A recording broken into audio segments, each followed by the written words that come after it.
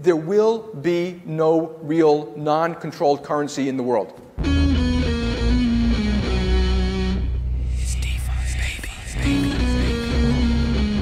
We're coming for you, banks. Listening to different podcasts, like in a whole different reality, which they think completely different things about Bitcoin. They have got my money in their banking system. I should be able to access it, right? Our Player is live. There's a good number of fucking, like, pretty smart Bcashers. Hello and welcome back to the Bitcoin Cash podcast. Following Bitcoin Cash on its rise to global reserve currency, this is episode number 139, Earthbucks and Rehabilitating Lost Bitcoiners, featuring Ryan X. Charles. Today is Saturday, the 4th of January, 2025. I'm your host, Jeremy. Jet is doing the producing, same as usual. Happy New Year, everyone. Welcome back in 2025. New year, new intro. Everyone seemed to enjoy that when I premiered it on the 1st of January. So we're off to a good start. First things first, before we get into the show, Jet, did you have a good Christmas? Yeah, I mean, I had a good time. I saw a lot of family still waiting on my brother to get up to see me. Drew, if you're listening to this, TikTok, buddy, come on, what are you doing?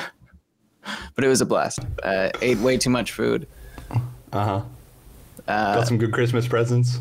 I did get some cool learning experiences. So I got my girlfriend some beer brewing kit. And she's not going to put the effort into brewing the beer.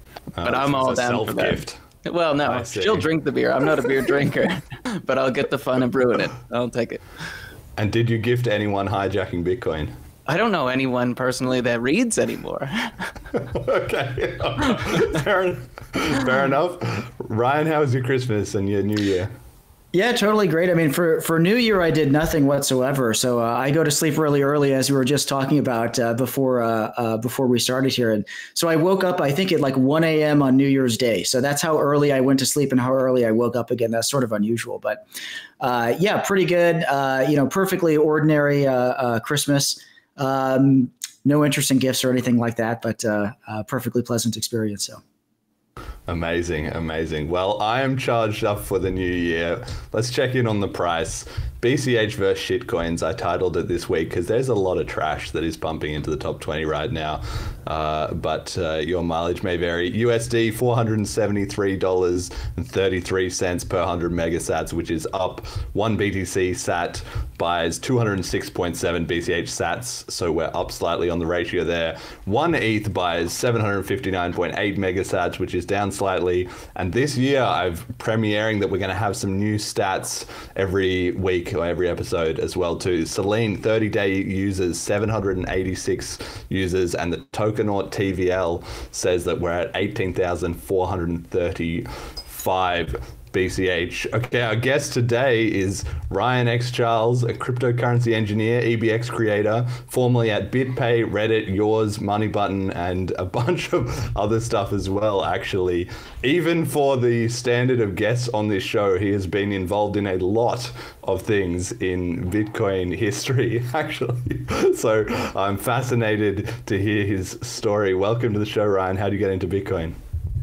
Yeah, thank you very much. I was happy to be here, Jeremy. Really excited to talk with you guys. I was involved in Bitcoin Cash pretty heavily for a while, so it's kind of exciting to dip my toes back in the whole Bitcoin Cash world again. If your question is how I got involved originally, it was actually in 2011. I was a physicist at WashU in St. Louis, and I used to read Hacker News every day, which is news.ycombinator.com. And there was an article. They hate Bitcoin, right? They hate Bitcoin. I was after finding one article on Hacker News, I was shadow banned shortly thereafter because they're not very Bitcoin friendly. But I did find it on Hacker News. And for me, I'm just sort of a highly technical person. I'm like, wow, decentralized money. Like, to me, it clicks every box in my sort of world of things that I'm interested in. So the idea of how it could work technically to, have some type of money that doesn't just rely on some trusted elite somewhere was astounding to me. So I went down the rabbit hole and never came back. I've been involved from then until now. So do you have any, I mean, you say that it's what drew you into it, but for a lot of the listeners who now it's 2025, right? And we've been accumulating listeners from all the different generations of Bitcoin, and in Hijacking Bitcoin and also in my sort of summaries of it, I kind of feel like everyone draws the OG line where it puts them just inside it, but the period between 2009 and the collapse of Mt. Gox, I feel like was sort of that was a very different time in Bitcoin's history. So I'm wondering if you have any reflections on that initial starting point. Yeah, no question. I mean, yeah, it absolutely depends on sort of the era, because what many of us learned from that era, and I think that if you meet other people like Roger Ver being one of them, but there's not too many others because it was pretty small, but there are others. It was obvious that we were going to raise the maximum block size. I mean, that I would never have gotten involved if I thought we were going to permanently cap the maximum block size at 1 megabyte. Like, that's never going to work. That's not going to happen. So to me, that's the most striking thing that always comes out. At that time, in 2011, that was the plan. No one promoted the idea that we're supposed to leave it permanently capped at 1 megabyte. And that was one of the things that dramatically changed from then until 2017. New people came in, and propaganda, as the book Hijacking Bitcoin covers, people literally created propaganda promoting this idea of small blocks. And somehow that idea won out. And so it's actually a completely different culture. What people think of Bitcoin today is very, very different than what Bitcoin was at that time. Yeah, and that's one thing that I always struggle to explain to people, because how it happened was not that people changed their mind, but the growth in the scene changed it. So it was like at a certain time, it was 99% or 99.999% that all believed in larger blocks, and that they didn't change their mind, or a couple of them did, but most of them didn't. It was just that the scene grew, and all the new people flooding in as the community, 10x to 100x in size, they got all blasted with the propaganda, and they never heard sort of a good argument, a good accounting of the original side. And we're still seeing the ramifications of that today. Like, it's almost unbelievable that they would have seen so much evidence that exactly what the big blockers basically said, or a lot of it, all came to pass, except that the price went up, and that just overrules every other correct prediction in the minds of so many people. It's truly an insight into human psychology. I've found watching it happen. That's 100% correct. It grew a lot. So in some sense, that's good. Great. But that's exactly what happened. That because people started creating small block propaganda, that's what all the new people saw. So they have no idea that the culture was completely different. So yeah, that's what happened. And I also think it's interesting in hindsight, because then shortly after we kind of had coronavirus in 2020, and to me, it was like I'd seen it all. It was all happening a second time, but on an even larger scale. So that's just two experiences in my life that have changed the way I view humanity forever. That's absolutely for sure. Okay, so let's get out of the OG days a little bit. And then you worked at BitPay. I had actually no idea about that until I was reading up before the show. Tell me about that. How did that come about? Oh, yeah. So let me talk about BitPay for a minute. So I can't wait to talk with Jason Dreyzehner again, who I'm sure he's going to, if he watches this episode or something, but if I get involved in Bitcoin Cash, because when I joined BitPay in 2013, he was already there. But I think if he can back me up on this, but when I joined, I was actually the first employee to accept my full salary in Bitcoin. And I think if Jason remembers, I think he decided to do that after I did it. So I think that I was actually technically the first. So this was and that was a really cool time to join BitPay in 2013, because we had this small team. I think when I joined, it was I was like employee number 15 or something like that. So pretty small. And so we had a very tight, strong culture, and we grew very quickly. Throughout the course of the next year, we grew dramatically. But that was really fun. We were all very passionate. We all worked really hard, all day, every day. Jason and I and a few other engineers were there like 12 hours a day, every day. It was exciting. Now, as we've seen, how things played out, like I remember them, it was sort of BitPay and Coinbase were the two big companies, that were really pushing that merchant payment processing, etc., and a little bit blockchain.info, which is now blockchain.com. But between those two, BitPay and Coinbase, they were sort of the shining lights in that early phase of the merchant rollout. But Coinbase is now staggeringly huge, and BitPay kind of seems to have got a bit lost along the way there. That's my observation. Do you have any thoughts on that aspect of it? Many thoughts. So yeah, first of all, I think your assessment is correct. At that time, there just weren't very many Bitcoin companies at all. It was basically Coinbase and BitPay. And I think Mt. Gox collapsed in late 2013. So soon after I joined BitPay, they were gone. 2014, it went offline. But so late 2013. Yeah, totally. So that was while I was working at BitPay. And I think there was one other company, I can't remember the name of it right now. They got taken out for money laundering or something like that. I don't quite remember what the name of that company was right now. BitInstant, Charlie Shrem. I think that's it. Yeah, Charlie Shrem's company, BitInstant. That's right. Yeah, he ended up. Yeah, well, I don't remember the story clearly. I won't try to re-explain it. But the point is, there were not very many companies. There were a bunch of small projects, but BitPay was one of the only venture-funded companies at that time. Now, in 2013, I think it started to grow more, or in 2014, it started to grow more. But in 2013, it was extremely small. And I think just because you compare BitPay and Coinbase together, in hindsight, I think Coinbase was a little bit more practical and less ideological. I think Coinbase, because they just let people buy and hold it, they were okay with being a custodian. BitPay was kind of anti-custodian. They were more on the self-custodial side. Coinbase embraced just let ordinary people buy it and hold it in Coinbase.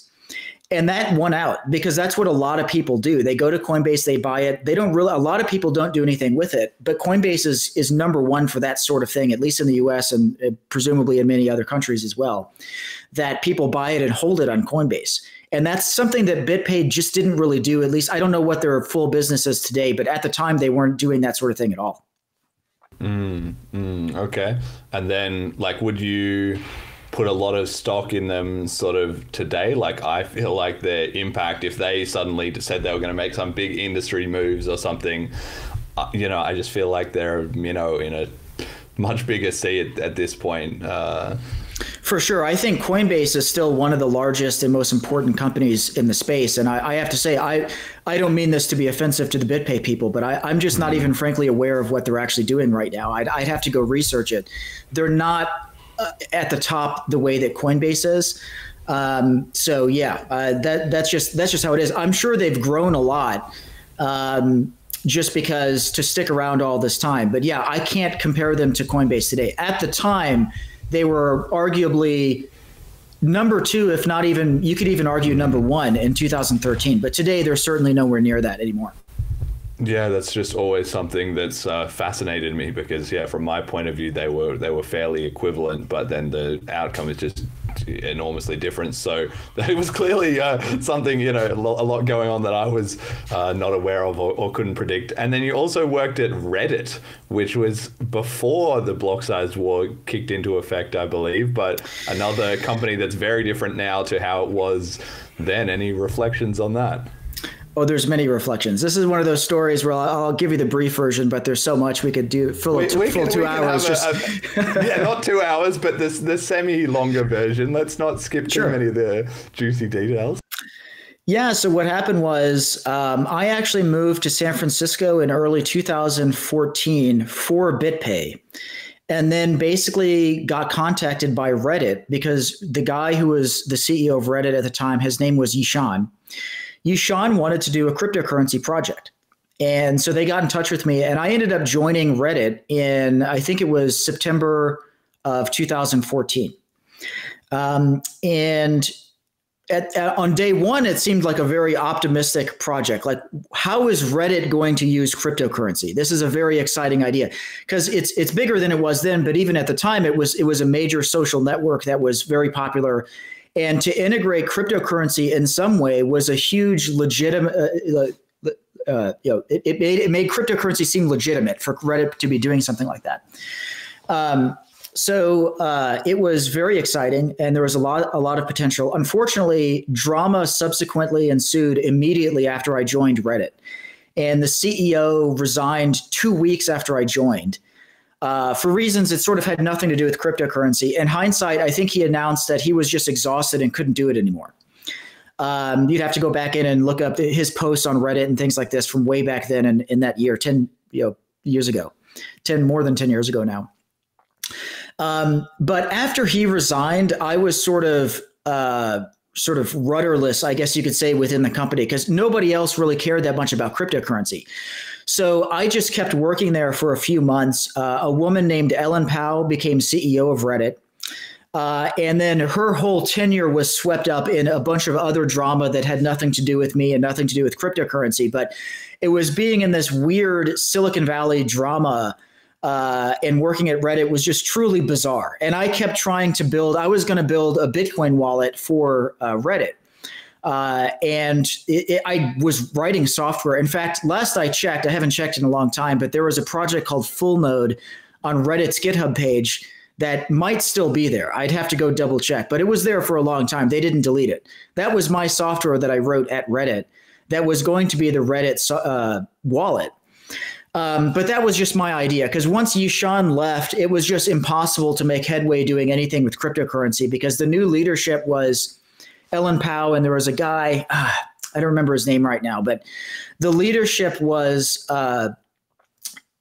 too busy doing other things. There was no way they were going to do a cryptocurrency project. And so I was laid off in, I think it was January of 2015. So I guess that's almost exactly 10 years ago. As it was heating from up. here. Yeah. As it was sort of the run into the block size war was kind of underway. I mean, I have to add something. Yeah. So on the block size war, yes, this was before that. But here's one funny anecdote. Because I worked at Reddit, and this was a big deal for cryptocurrency, all of the crypto people started reaching out to me, and they wanted to partner with Reddit somehow. And that included Blockstream, who, when they reached out to me, had not yet even formally announced that they had created a company. But they reached out to me and I met them. And I actually ended up going to Blockstream's inauguration party in late 2014 in Los Gatos, California. And I met Greg Maxwell a number of times. And this is when I met Greg Maxwell, and he was by that point promoting the idea that, well, yeah, because of the maximum block size, we're going to have to do side chains. We have to do. I'm like, and I got cold chills at what this guy was saying. I'm like, what do you mean we're going to do side chains? We're going to just raise the maximum block size, right? I thought that was the plan. And it was coming from Greg Maxwell. I'm like, oh my God, this guy is serious. Like, he actually thinks that we're going to leave the 1 megabyte maximum block size in place forever. And now you're making a whole business on this idea of side chains, as though we're stuck with the 1 megabyte block size limit, and the only way is to invent some completely different thing. So that was at a time when Greg Maxwell in particular, Blockstream as a company, and various other people like Luke Jr. had started to actually promote the idea that it was impossible or a bad idea to remove the 1 megabyte maximum block size, and that we needed to do something completely different. Man, that's crazy. That's why I love whenever we have somebody on the show who's been around a long time. I love just getting all these little anecdotes, because the whole story of Bitcoin is as distributed as every other part of it. Probably more so, to be honest. I've never heard anything like that. Do you have any reflections on the psychology, maybe, of Greg Maxwell, long known to use so many Reddit shill accounts? You know, he's been caught multiple times replying to his own posts, you know, trying to back them up and then pretend it's not him, and like, et cetera, the amount of social engineering he has tried to do directly himself, not even like, you know, potentially hiring some bots or anything like that, is crazy once you look into it. 100%. So what people don't realize today is when you're using Bitcoin today, you're using Greg Maxwell's Bitcoin, not Satoshi's Bitcoin.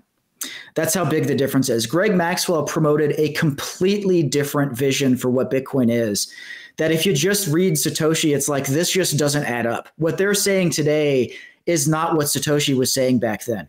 So in terms of his psychology, another sort of moment in history was when Brian Armstrong the CEO of Coinbase, went to an event in Mexico. I think it was Mexico, with the core developers. And he came back from that event and he wrote an article that says, we have a problem, guys. The Bitcoin core developers are absolutely obsessed with a level of perfection that is unrealistic, and this is not going to work. And it was after that point that I think Coinbase wisely and correctly started pivoting away from a primarily Bitcoin company to a cryptocurrency company that was open-minded about alternative coins, whatever. I don't remember the history of which ones happened first or whatever, but they started doing other things and they started hedging out of Bitcoin. Again, in hindsight, with absolutely correctly, because the whole Greg Maxwell idea of we need the perfect cypherpunk vision is a idea that is incompatible with entrepreneurship. You cannot accept perfection because there is no such thing as perfection in reality. That's an idea that exists inside Greg Maxwell's head.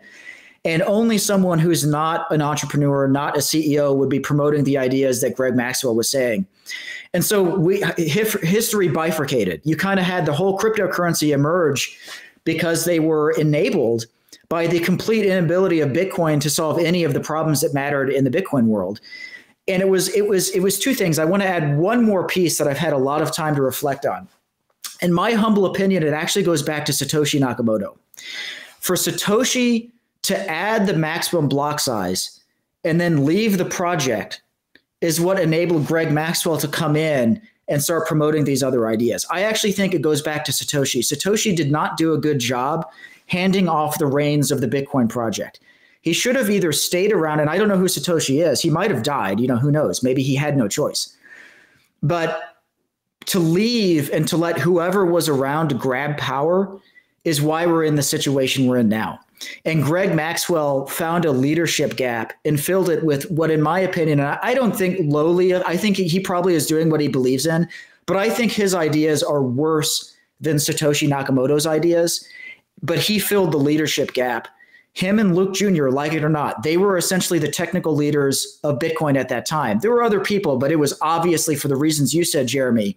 Greg Maxwell's the one going out there creating boatloads of fake accounts on Reddit and creating actual propaganda in favor of his ideas. He really shifted the narrative. It was really Greg Maxwell. And that was only possible because Satoshi Nakamoto left a leadership gap that he filled. Yeah, I mean, that whole incident of the block size getting introduced initially, obviously one of the most consequential moments in Bitcoin history. I kind of have to laugh a little bit at that because, well, it just goes to show that Satoshi was human. It's like he only made one fucking mistake. Like that was literally it. Exactly. Nothing else needed to be changed. Bitcoin was 100%. A roaring success. And people... Also, in hindsight, I've talked about this before on the show, don't really kind of get it, that with Bitcoin, Satoshi was kind of in the position like if Elon had to launch a rocket to Mars and he had one rocket, and if that blew up, that was it. It was all over, I don't know, everything got shut down, no second rocket, no relaunching, no whatever. Like Elon blew up like 5 rockets just getting them to go up and like come down or whatever, however many different rockets it took.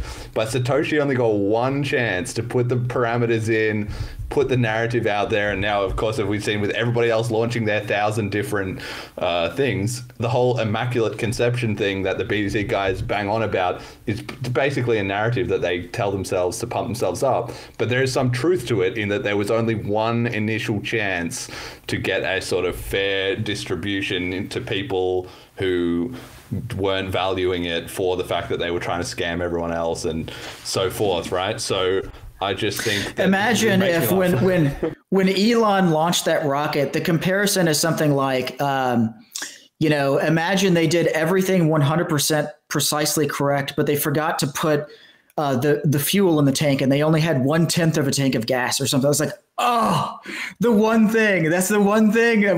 We did everything else right. That's a perfect analogy, I think.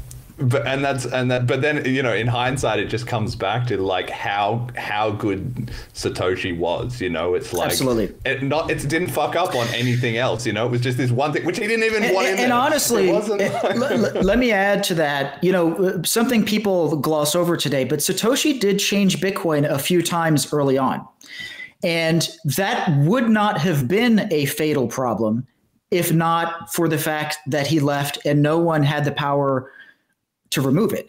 If he had just removed it himself, that would have been okay. So it wouldn't have been as big a problem as it was, except that it was just a permanent cap with not only no software way to get rid of it, but no social way. There was no organization put in his place. There was no leader chosen. People say Gavin and Dreyzehner, but yeah, he was sort of, and I don't remember the full history right now to know exactly what role, but it is true that he is the closest thing to a leader. But Gavin wasn't as good or as driven or whatever, or as correct as Satoshi was.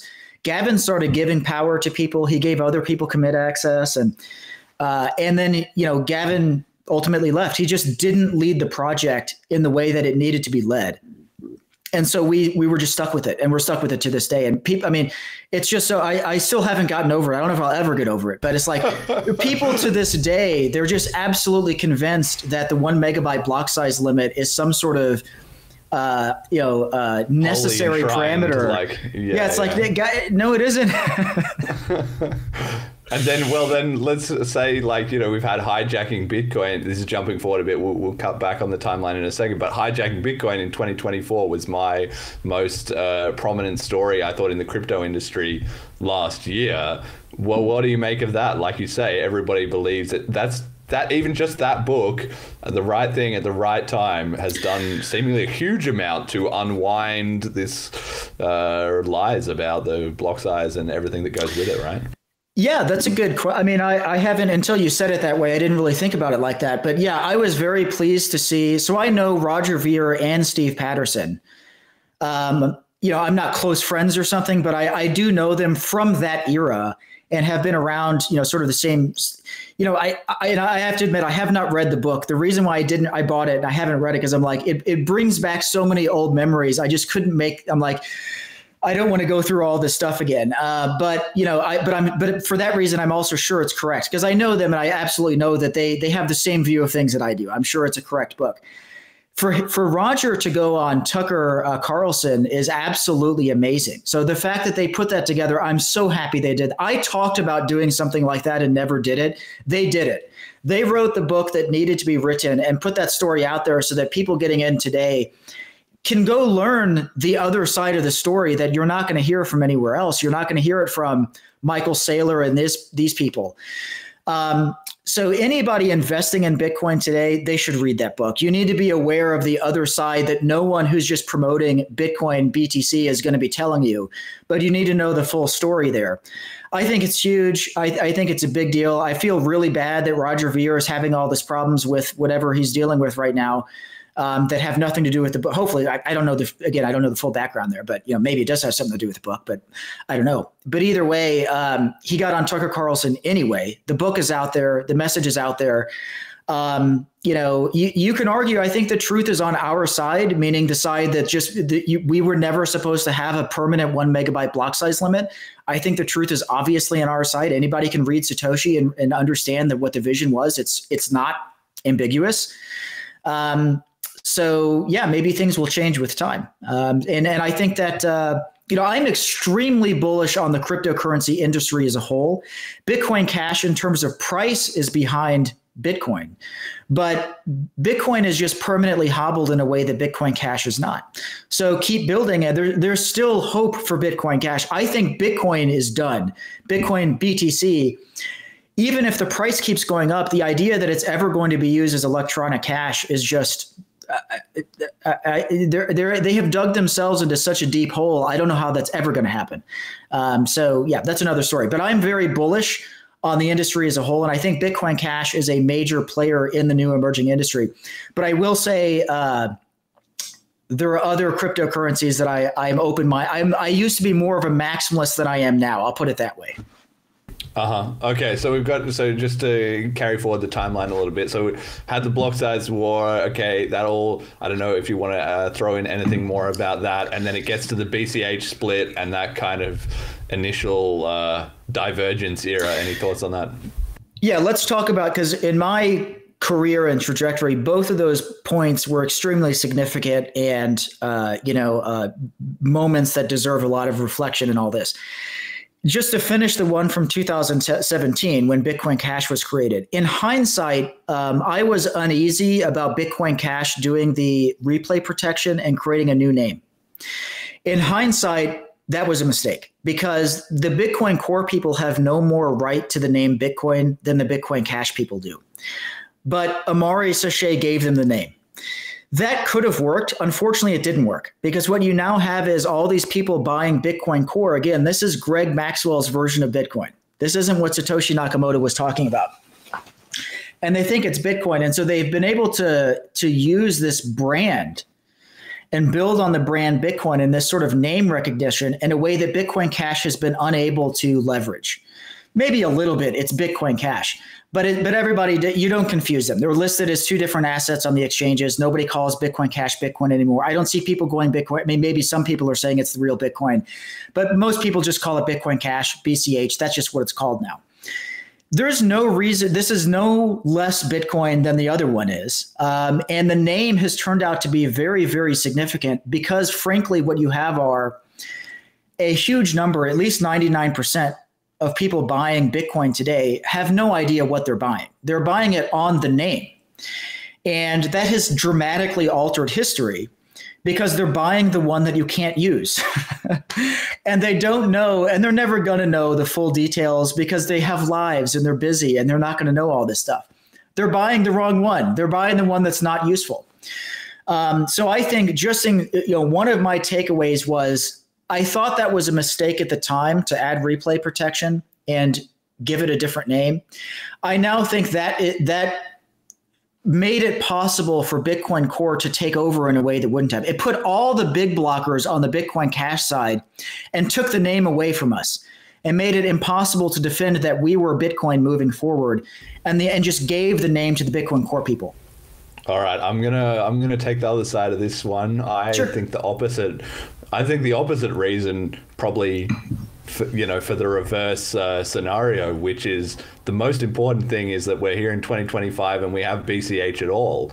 If you don't have replay protection, maybe it still goes bad. You just get completely wiped and that's it. It's game over. So I think in hindsight, even if it meant sacrificing the brand just on that, which I don't believe it probably did because it was a close run either way. It was very, very tight. And I don't know that adding replay protection or not having replay protection, which would have massively amped up the amount of confusion. I don't know. Maybe that's what you're saying would have been good about it. That's fine. No, I get to the bottom of it. I think that's a perfectly valid perspective. And what you're saying is true in that we do have Bitcoin Cash today. And so we have one that's actually working. So I think that's a completely valid point. You could say, I would just say that speaking as an entrepreneur, the reason why that matters a lot, though, is that what Bitcoin Cash didn't have is anywhere near as much growth as Bitcoin has had. So I acknowledge your point, and it is good that Bitcoin Cash, is around today. And maybe the not adding replay protection simply would have failed. I don't know what would have happened. It's an alternate reality that I can't say. So who knows? I think you're looking on the bright side there, and that's valid. It does exist. It is useful today, and we still have a chance. We can put it that way. Yeah. Okay. All right. So you have the split. BCH is moving along. What then? What happened? Through until BSV. Yeah. Let me add. Yeah. Let's just the next year, because I sometimes describe 2018 as the worst year of my life, because what happened for me was I raised money in late 2017 from two companies, Bitmain, number one, InChain, number two. What happened was they were friends in late 2017, and then throughout 2018, they became bitter enemies. And so my investors were on what would become polar opposite sides of this Bitcoin Cash drama that occurred in late 2018. Now, at the time, bear in mind, I believed Craig Wright was Satoshi Nakamoto. So a lot of my reasoning was siding with Craig, thinking it's the original protocol. We want to say Satoshi himself is telling us it's the original protocol. What I now know in hindsight was, man, this dude is just a psycho, because he was going around creating drama with everyone, making it impossible for people to work anywhere around Craig Wright. So I really blame Craig ultimately for all the drama that occurred in that year. It was him that created all the problems. In any case, leading up to 2018, I'm like, I don't know what the hell I'm going to do, because my company depends on Bitcoin Cash. We made yours.org, which was a social network with Bitcoin Cash payments. We pivoted to make MoneyButton, and we launched MoneyButton in, I think it was either September or October of 2018. And then the split between what would become Bitcoin SV and Bitcoin Cash happened in November. So we had like 1 month launching this new product immediately before this drama in Bitcoin Cash. And about 2 weeks before the split, I still wasn't sure the split was actually going to happen. I'm like, come on, guys, you can't be serious. You are after 1 year after the split with Bitcoin Core, you're seriously going to do a hash war again and split again? We're taking what was a tough situation and making it dramatically harder. And so, unfortunately, the split did actually happen again. You had this ridiculous hash war where they actually went to war with each other. You had Bitmain and Bitcoin.com basically on one side, and then InChain on the other. And I feel like there was one other party. I can't now remember. Maybe they merged or who knows. In any case, it was basically InChain on the other side, which was Calvinaire. All the money comes from Calvinaire funding all this. And they literally had a hash war, and Bitcoin SV lost in terms of the amount of hash power, but both chains continued to exist. And I decided to go with the Craig Wright side, because I'm like, look, we are the ones that didn't change the protocol. Bitcoin Cash, I forget the details right now, but there were other changes that Bitcoin Cash made. And I'm like, and stuff, yeah. Yeah, that stuff. And so I just decided to go with the one that didn't change. But I was extremely damaged, let's say psychologically, financially. I mean, we were like, man, we were at truly rock bottom at that particular point in time. Now, my company would go on to have some modest success in Bitcoin SV. And this, again, is a long story, but I sold the company in 2020 because by 2020, so less than 2 years later, it became pretty clear that Bitcoin SV was not growing. And I still thought it was likely that Craig was Satoshi Nakamoto. But what was undeniable by 2020 was that BSV is just not happening. Like, it's just not growing. We're not getting users. The ideas aren't working. It doesn't matter if Craig's Satoshi if we have no users, right? So it just wasn't working. And I'm like, I got to get out of this somehow. And so fortunately, I was able to sell the company in 2020. And for me, began what in hindsight is a long process of unwinding my mind about everything that happened up to that point, because I now realize, holy shit, that guy, Craig Wright, is a true psychopathic liar. He created a cult. He was not Satoshi Nakamoto. This was all a web of lies. He caused tons of people to lose money. You might hate Calvinaire, but no one lost more money than Calvinaire. Man, Craig Wright is insane. This guy, he lied to everyone about everything. And so anyway, I had to like unwind my mind and realize, oh my God, I was literally in a cult. What Craig Wright did was he created a literal actual cult that 100% in every way matches the definition of a cult. And the only difference was I didn't live in his house with him. So that's about the only thing that was not and I didn't live in his house. But a lot of people live in Slack with him, right? It's sort of a distributed cult. He's a cult leader. And so that process took a while. And I didn't really fully understand until he lost the court case with COPA. Because it was when he actually went to court specifically on the identity question. Is he Satoshi Nakamoto or not? Until then, I still thought, come on, Craig, sign something. So use the keys. For him to not sign in court, it's like, well, there's no other explanation, man. The only reason why you even created these court cases was to drag out this lie for years and years and years and years and make people think maybe he's going to sign in court. That was his last chance. He didn't sign in court. Instead, what he did was he brought a bunch of fraudulent documents to court versus COPA. So it's like, okay, well, that's it. It's definitive now. The guy is just a psychopath. He's a liar. He wasted everybody's time and money. He's created all this drama. He probably damaged the big blocker movement more than Greg Maxwell because he created such bad vibes around everything. So, anyway, since we're, I went off and told a brief version of the whole 4-year-long story there. But yeah, in a nutshell, I chose Bitcoin SV. Fortunately, Bitcoin Cash, in hindsight, survived this drama. You could think of it, your bright side is where you extracted that lunatic from Bitcoin Cash and you survived and you're still around. So, in some sense, if Bitcoin Cash is the real Bitcoin, it keeps going on. It kept surviving all of this drama and just kept working this whole time. Yeah, I mean, that's something that I put a very high premium on, is that I always laugh whenever people are trying to post, say, oh, BCH is full of drama, or it's had, this price declines or anything like that, because to a naive observer, that's a bad thing. But when you actually think about it, that shows resilience. That's the opposite of, if it's still going after all this time and there's still people involved and there's still kind of a chance. Maybe I'm just an idealist at heart, but like that Dumb and Dumber meme. So you're telling me there's still a chance? I still just have that attitude. I'm like, it's not over till it's over, baby. So we're still here, 100%. Yeah, I want to just quickly shout out as well. When you were in that whole hash war, that is actually online. You can go and watch, if anybody listening to the show now, after the show, you can go and look up the videos of the hash war. There's this great stream. It's like about 8 or 12 hours. It's in 2 different parts that happened at the time, which you're on for quite a lot of it. And there's all this famous people from crypto history check in on it. There's loads of good jokes and banter, and everybody's watching as it all plays out live. And it's absolutely amazing. There's very few things in history pre-internet that you can go back and literally watch it all, how it all went down with people commenting in real time, and that's one of them, and it's absolutely an amazing moment. And actually, one of the things your viewers should probably watch that. I'm not going to watch that. No, to me, that I remember. Oh man, but that was that stream. To give you credit, you're on the wrong side of the argument, but what you do say several times is that with your company, you're running both. You're running BCH and BSV, and that's causing you all kinds of headaches to what you were just saying. Well, it's very clear that was on your mind.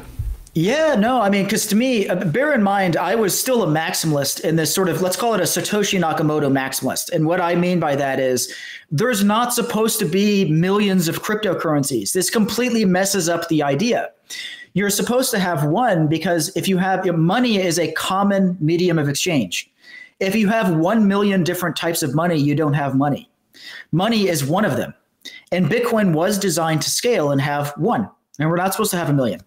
So all of my vision, all of my ideas, all of my business plans was wrapped up in that idea. And I was still trying very hard to hold on to that, just one of them. But it was that idea. And you could argue it both ways, because you could say, as you do, that Bitcoin Cash still exists. But the flip side, if I play devil's advocate, but also all of these other ones exist. And so we have whatever we have. But in any case, I was trying to bridge that. So for me, that was so stressful, trying to hold on to I was so invested in this idea of one of them. And it was literally breaking in two before my very eyes, right? Yeah, and then so do you have any thoughts on, because then also on this show, and I actually didn't check what episode it was, but sometime last year when you did that first video being like, all right, Craig's a scammer and I figured it out and I'm done with this. You literally posted it while we were live on air with one of our episodes, and we caught it and put it on the show and commented on it as it was literally happening. Amazing.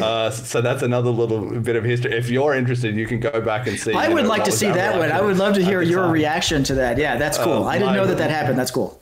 Live at the time. But do you have any reflections on that, like in the way that like Hodl and Nord came out and said good on you for coming through with all this and stuff, or just the public reaction was immense because you are one of, if not the only person to, so Joshua Hensley also to an extent, but you by far have been the most prominent person in that situation of saying I got it wrong and etc. Yeah, I did that, and I was very loud. I'm very thankful that people in Bitcoin Core and Bitcoin Cash all have thanked me for doing that. And I did it. I just frankly felt, number one, a moral obligation, because in 2018, I was pro Craig Wright. And I told people, guys, this guy's Satoshi Nakamoto. Don't you understand? And I promoted Craig Wright as Satoshi Nakamoto. And I did that up through 2020. So it's like, oh man, I was a part of this stupid scam. Like, this guy went around creating havoc on all these people, and I'm fucking promoting this guy. That was a huge mistake. So it's like, I just have to, I mean, like, there's just no moral alternative for me. I must simply speak up, accept my error. I was just wrong. It doesn't matter why, I was wrong for whatever reason, but I clearly was wrong about this. I should never have promoted this guy. I clearly didn't do enough due diligence on him originally. I should have figured this out earlier. That was my error. I should never have promoted him. It's like, the only thing I can do is, I can't unwind 6 years or whatever of time, but the only thing I can do now is come out and publicly admit that I made a mistake. And fortunately, that did get enough traction to help some other people. Meaning I literally believe it's a cult. Number one, get people out of the cult. Stop supporting this guy. He's an actual psychopath. He's going to take you to prison with him if you don't leave. You have to get away. So number one, help the remaining cult members escape from the cult. And then just number two, do anything I can, share information, do whatever to help unwind any of the damage. Again, you can't unwind it, but anything that can be unwound to help with that by being public about it. That's number one. Number two, I also just don't want to be attached to that guy for the rest of my life. I don't want to be remembered as someone that was a Craig Wright cult member. I'm doing other stuff now. I need to start over and spend another 10 years, because for me, it's been from 2011 until now, right? I've been involved in Bitcoin. In some sense, I'm starting over now. I need to create a new career for myself and do something new. And I do not want to be forever attached to that guy. So, number one is help cult members escape. Number two is like, do anything I can to help anybody else who was damaged by Craig Wright. And then number three, just move on with my life and do something new. Yeah, no, fair enough. I mean, it is honestly quite impressive how much clarity you have about that, and it's certainly not an easy thing to do, especially on such a public issue over so many years with so many people that and are, have had many debates with, and et cetera, et cetera, et cetera. So honestly, truly, hats off for that. You've done an amazing job.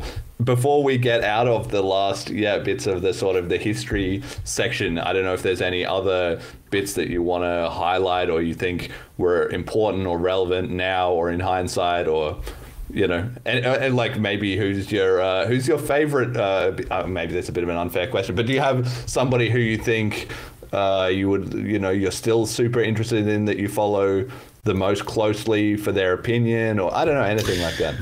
Well, that's an interesting question, because I'll tell you what, to acknowledge I was in a cult and followed a cult leader, I'm not so eager to run out and start following some other narcissist, right? As I joked about on Twitter, like yesterday or this morning or whatever. I mean, so and as I think we'll get to, I'm creating my own blockchain now. Part of the reason for that is like, I just can't, there's many reasons, but part of it is like, okay, if I have my own vision, the reality is I can't speak for Satoshi Nakamoto. I'm not Satoshi, obviously.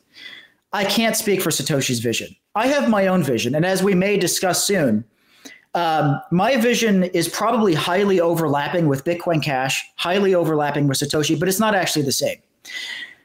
I believe my incentives now are actually to make my own. So that's what I'm making my own blockchain. And I do not want people to follow me like a cult leader, okay? But I'm not going out there following somebody else either. So it's more like, I see it as the briefest way I could cover the psychology of all this is, if you listen to Jordan Peterson, politics aside, forget about politics, because he's a very political guy. If you listen to him, one of the things he says, and if you just listen to his psychology lectures, you have to take responsibility for your own life. That's what I'm doing. It's not about following some leader. It's like, there is no leader who I'm going to go out there and follow and pay attention to that one person or something like this. I'm just going to take responsibility for things on my own, make things my way, which includes in my vision two things, which again we'll cover. It's not just a new blockchain, but as we also may cover, how I plan to integrate with Bitcoin Cash as well as the rest of the ecosystem. But the point is, I don't think there is a leader. There is no one person I'm going to follow. I'm just going to take responsibility myself, as flawed as I am, obviously, but just do what I can to contribute to what I think is correct and just keep doing that and not go out there and follow some other narcissistic leader. Michael Saylor, just to throw out an example, who will not that guy. Yeah, it wasn't a trick question or anything, but it's a good answer. It's just, I guess it's just comes to my mind because having been through so much of it, it's interesting as the tides shift, who sort of rises into prominence, and especially people who've been around a long time and they've seen a lot of heroes rise and fall, different villains and different things. It's actually usually quite insightful for me to see, like, is there somebody that I'm not paying attention to that I need to be? It doesn't need to be the one, true answer, but everyone has their own view of who's important to listen to and who isn't, and Bitcoin, if anything, has the you are one of the leading. Yeah, really. I mean, you're clearly. That's the problem. I do. I go back and listen to my own podcast. But that's the thing. It's I still need. Everyone needs inspiration from somewhere, right? So I'm out there. Like, now I've started reading other stuff. I'm like, I know all the Bitcoin stuff. I need to find some ideas from this for somewhere else. But no. Okay. Well, thank you. I'll just throw one other idea out there, which is I've been meaning to. I can't claim, but you can see some books in my background. My room is filled with books. I think if you want an idea or something, like if somebody were driven, read classic works of literature and stuff like that. Go to the greats of history. That's what I would say. Maybe there are some greats around today. Elon Musk is a very controversial figure. My humble opinion is that obviously Elon Musk is one of the greats of today, but he's so political today, you don't necessarily have to follow Elon. Look at the other great people of history. Learn from those people. That's what I would say. It doesn't have to be someone around today. Go to great works of literature and things like that. Yeah, that's a good answer. Okay, we've got community comment of the week, just to wrap up this whole thing, but we've had a classic instance here, Dan Held on Twitter, giving his take on hijacking Bitcoin and the blocksize war, and his quote is, quote, Roger and co., including Craig Wright, wanted to hijack Bitcoin to make it better, in quotation mark, for payments, which no one was using it for. Bitcoin community said fuck off, and so they forked off. Market decided that the other counterfeit version of Bitcoin is near worthless, end quote. And the reason this is good, because it's not surprising that Dan Held is deluded about all this, although technically, except for the bit about the hijacking and the counterfeit part, what he says is actually correct in a sense. People were using it for payments, and that later got destroyed. But anyway, he's kind of got the gist of something real there. And then he got replied to by Thierry Baudet, who's the Dutch politician who we've mentioned before on the show because he was waving around hijacking Bitcoin in the Dutch parliament. And so he replied, Bitcoin was literally designed for payments, source bitcoin.org/bitcoin.pdf, which is of course the link to the white paper. And the reason that I wanted to highlight this, not only because it kind of summarizes where things are at in terms of people getting on the wrong track with propaganda and all this sort of stuff, is that Dan Held has about 700 and something thousand followers on Twitter, and Thierry Baudet has about 350,000. Now, Thierry Baudet is not somebody who's been in the mix this whole time, but he's come in the last 6 months or year. He's read Hijacking Bitcoin. He's figured out what's actually true, and like you said about being on the side of truth, he's doing a little bit of advocacy here that is sort of very big blocker-esque, not because he has any history with it whatsoever, but just because he's come to the same answer. And so I think this is a fascinating example of how heavy hitters are there aren't too many, honestly, on the big block side. That's great. I wonder, I don't know who that guy is, but I just followed him on X as you're saying this. I'm like, okay, if he's some guy, I've never heard of him before, but he's obviously clued in. He's done his own research. He's got his own opinion. That's somebody I want to follow. So I wonder if, the thing is, we're still in a growth phase for, let's call it Bitcoin plus crypto. Where new people are coming in. Most people don't do any research. Okay, I've talked with a lot of people. I mean, when I try to argue with people about anything technical, if somebody new comes in, they don't care. Like, they're buying Bitcoin because the price is going up. Like, but the price is going to keep going up. And I'm putting words in their mouth. But this is sort of how they act, and they truly don't care about many of these issues. But that just can't last forever. And there is an underlying truth here that's like, did you read the white paper? What white paper? The thing that the document that described what it is that you're buying, that you're investing all your money in, And it's obvious. It says it's a peer-to-peer electronic cash system. That's in the title. It's clearly electronic cash. What do you think that means? It's like cash, but electronic. It doesn't say digital gold, does it? It says electronic cash. What does that sound like it's supposed to be to you? So anyway, I wonder that's a great reason to be optimistic. Again, I don't know how long he's been involved in Bitcoin, but I'm going to optimistically hope he's some guy that has simply done his own research, has his own opinion, and that people that do that are sort of a light at the end of the tunnel, maybe, that there's still hope that the world will come around and understand what's going on here and pick the right one. Well, he's this politician in the Netherlands, and he went to a BCH meetup. I don't know. Again, he somehow got involved in this whole a little while ago, and apparently, what he thought.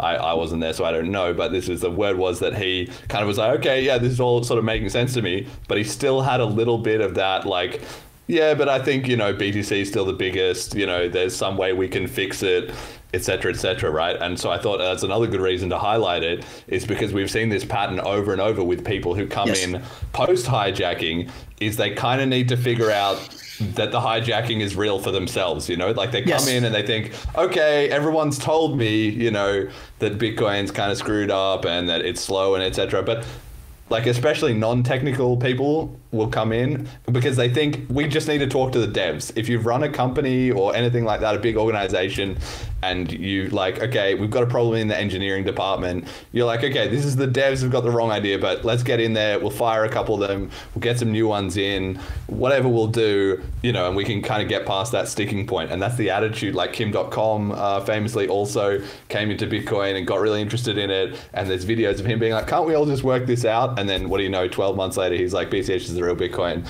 BTC is hijacked and it's all fucked. Like, people need to touch the stove for themselves. So this kind of I've got to play on what you're saying here. I love the way you put that. We've seen the same pattern over and over and over again. That's exactly right. And we're still seeing it because it's still not completely global yet. We're still in let's call it an awareness phase. We're in an awareness phase of increasing awareness globally. We're still in that phase. It's not done yet. So that pattern hasn't stopped yet, right? People still need to go through that pattern. There's still going to be more new people that come in and go through that pattern of getting involved in Bitcoin, believing all this nonsense, and gradually waking up and realizing this just doesn't make any sense, and changing their mind about it. I think that's happening, and I think that's important just because that is a very important reason to think that things still could change, that Bitcoin Cash is still smaller, but Bitcoin Core simply doesn't make sense. There's just no way this is going to work. And their reasonings, because I'm just shocked. I'll just give you another example. I don't have the tweet on top, but there's another guy, since you're pointing out posts on X, Mason Borda, who's someone I used to work with at BitGo way back in the day.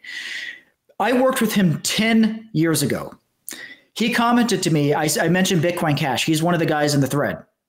And I said, I'm researching Bitcoin Cash today. He's like, why don't you use Bitcoin? You used to be an expert on Bitcoin way back in the day. And you just go and join Bitcoin again. And so I responded and I said, last I checked, the blocks are full on Bitcoin, aren't they? So in other words, I have to outbid anybody using Bitcoin to be able to use Bitcoin. So that argument is still happening in his head. He still hasn't switched over yet, but they're still saying stuff that makes, how am I supposed to use Bitcoin? There's literally no room. The only way to use it is to boot out somebody else that's currently using it. I can't use it. Don't you get it? But they think there's some magical solution, that there's some way to use it without using it. And I'm supposed to be responsible for figuring out how to use it without using it. And it's like they think I'm an idiot for not figuring out how to use it without using it. I think that's just total nonsense. You can't use it without using it. And I've argued before ad nauseum, but Lightning Network makes no sense. Their other solutions do not make sense. They're never going to work. You can't use it without using it. The only way to use it is to use it. You've got to have bigger blocks because that's what it means to use it. You have more transaction volume. Bigger blocks means you're using it more. So anyway, I could rant about this for 6 hours, but in a nutshell, my point is that the pattern continues to repeat and the same thinking is still there, but it's repeating and there's reasons to be optimistic. Yeah, we'll get through to the end of it eventually. I hope. I guess I don't know, but we are slowly chipping away at it. And like you said, the truth tends to only flow in one direction is my kind of way of thinking. It's very hard to unlearn the truth. Let's put it that way. Like once you've got it, unconvincing someone or lying to them once they see through the bullshit is just almost, more impossible than anything, right? It's hard. It's like that saying, what is it? It's easier to fool a man than convince him that he's been fooled, but there should sort of be an addendum, but once he realizes you can't fool him again, that's done. That's done. You've only Totally. got one shot. Okay, all right. So tell me about Earthbucks. Let's get onto this. So after all that is said and done, we're here in 2025, and you're working on your new cryptocurrency that you've. Can we let me get into that? Can we take a break? I need to use a restroom, and I'll come back and give you the full story of that. Okay, let me just. I'm going to try to pause, and I hope I don't accidentally close here. Jed, how you doing, man? I'm doing pretty good. It's been a long time since I woke up as early as I did today. Okay, sorry to put you out so much, but. No, it's all good. I think that was a classic line, the Calvin Ayre. No matter how much you dislike Calvin Ayre, he lost more money than anyone. That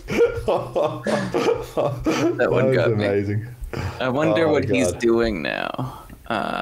Calvin Ayre, we haven't heard much from him actually. He's been he made his last whatever. I'm going on a 1-year tour post. But I'm still going to be involved in SV guys. Pinky promise. Yeah. We'll still be doing loads of stuff.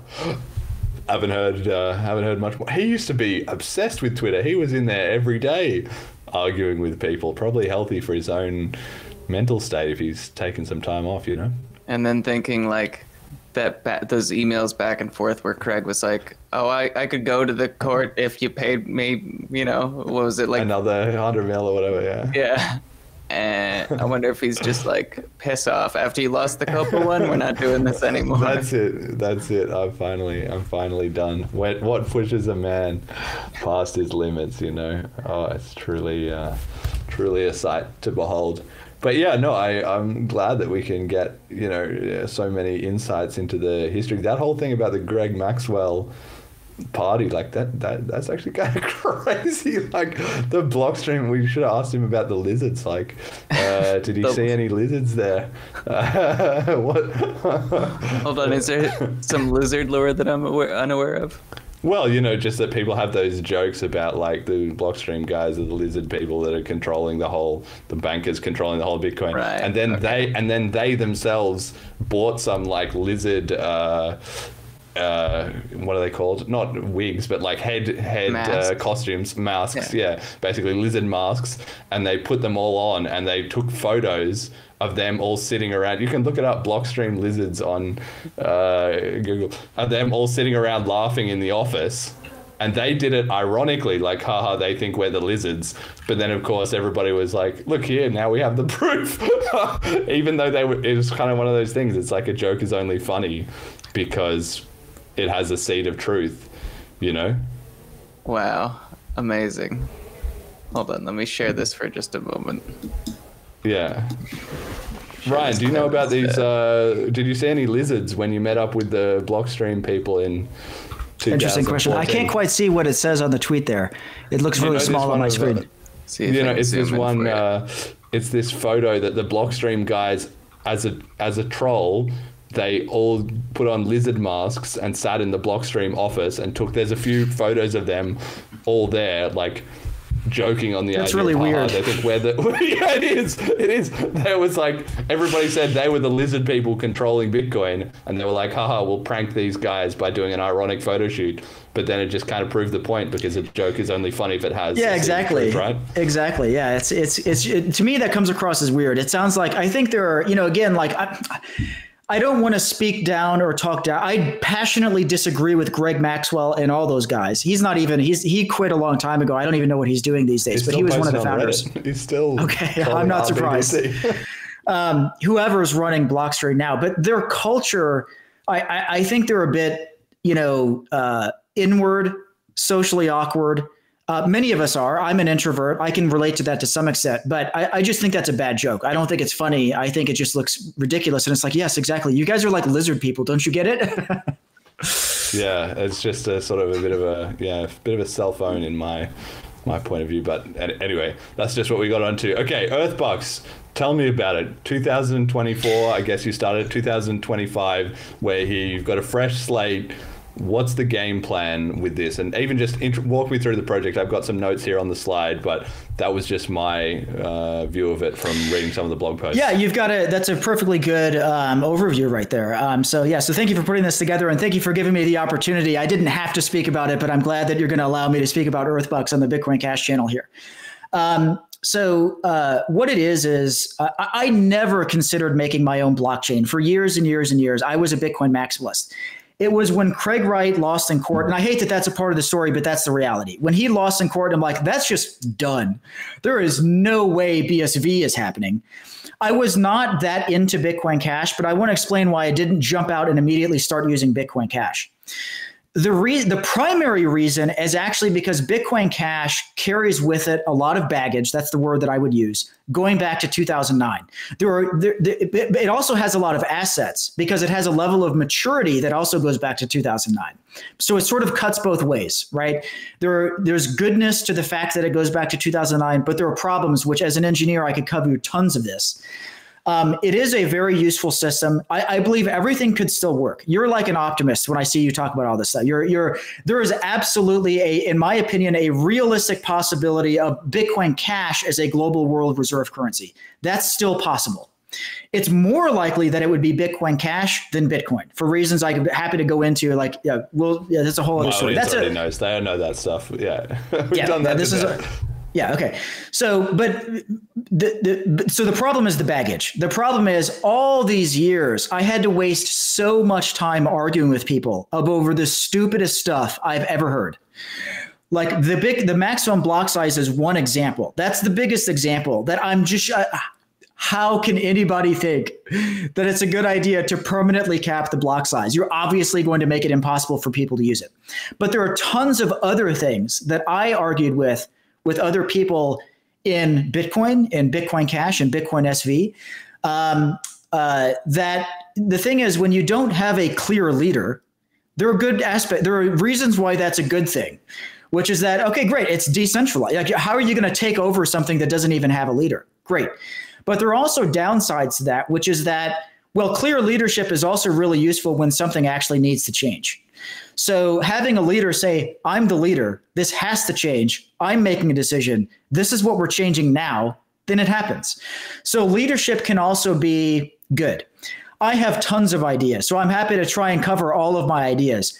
Earthbucks is intentionally similar to Bitcoin and Bitcoin Cash in some ways, but it diverges in a ton of ways that are not impossible to integrate into Bitcoin Cash, but that would be very difficult to lobby and politic my way into getting these changes into Bitcoin Cash. So let me give you an example. I wrote a blog post about the biggest difference between Earthbucks and Bitcoin is the domain name. This is actually a subtle difference between Earthbucks and Bitcoin Cash and Bitcoin. And let's just forget about Bitcoin. Let's talk about Bitcoin Cash. It's a subtle difference between Earthbucks and Bitcoin Cash.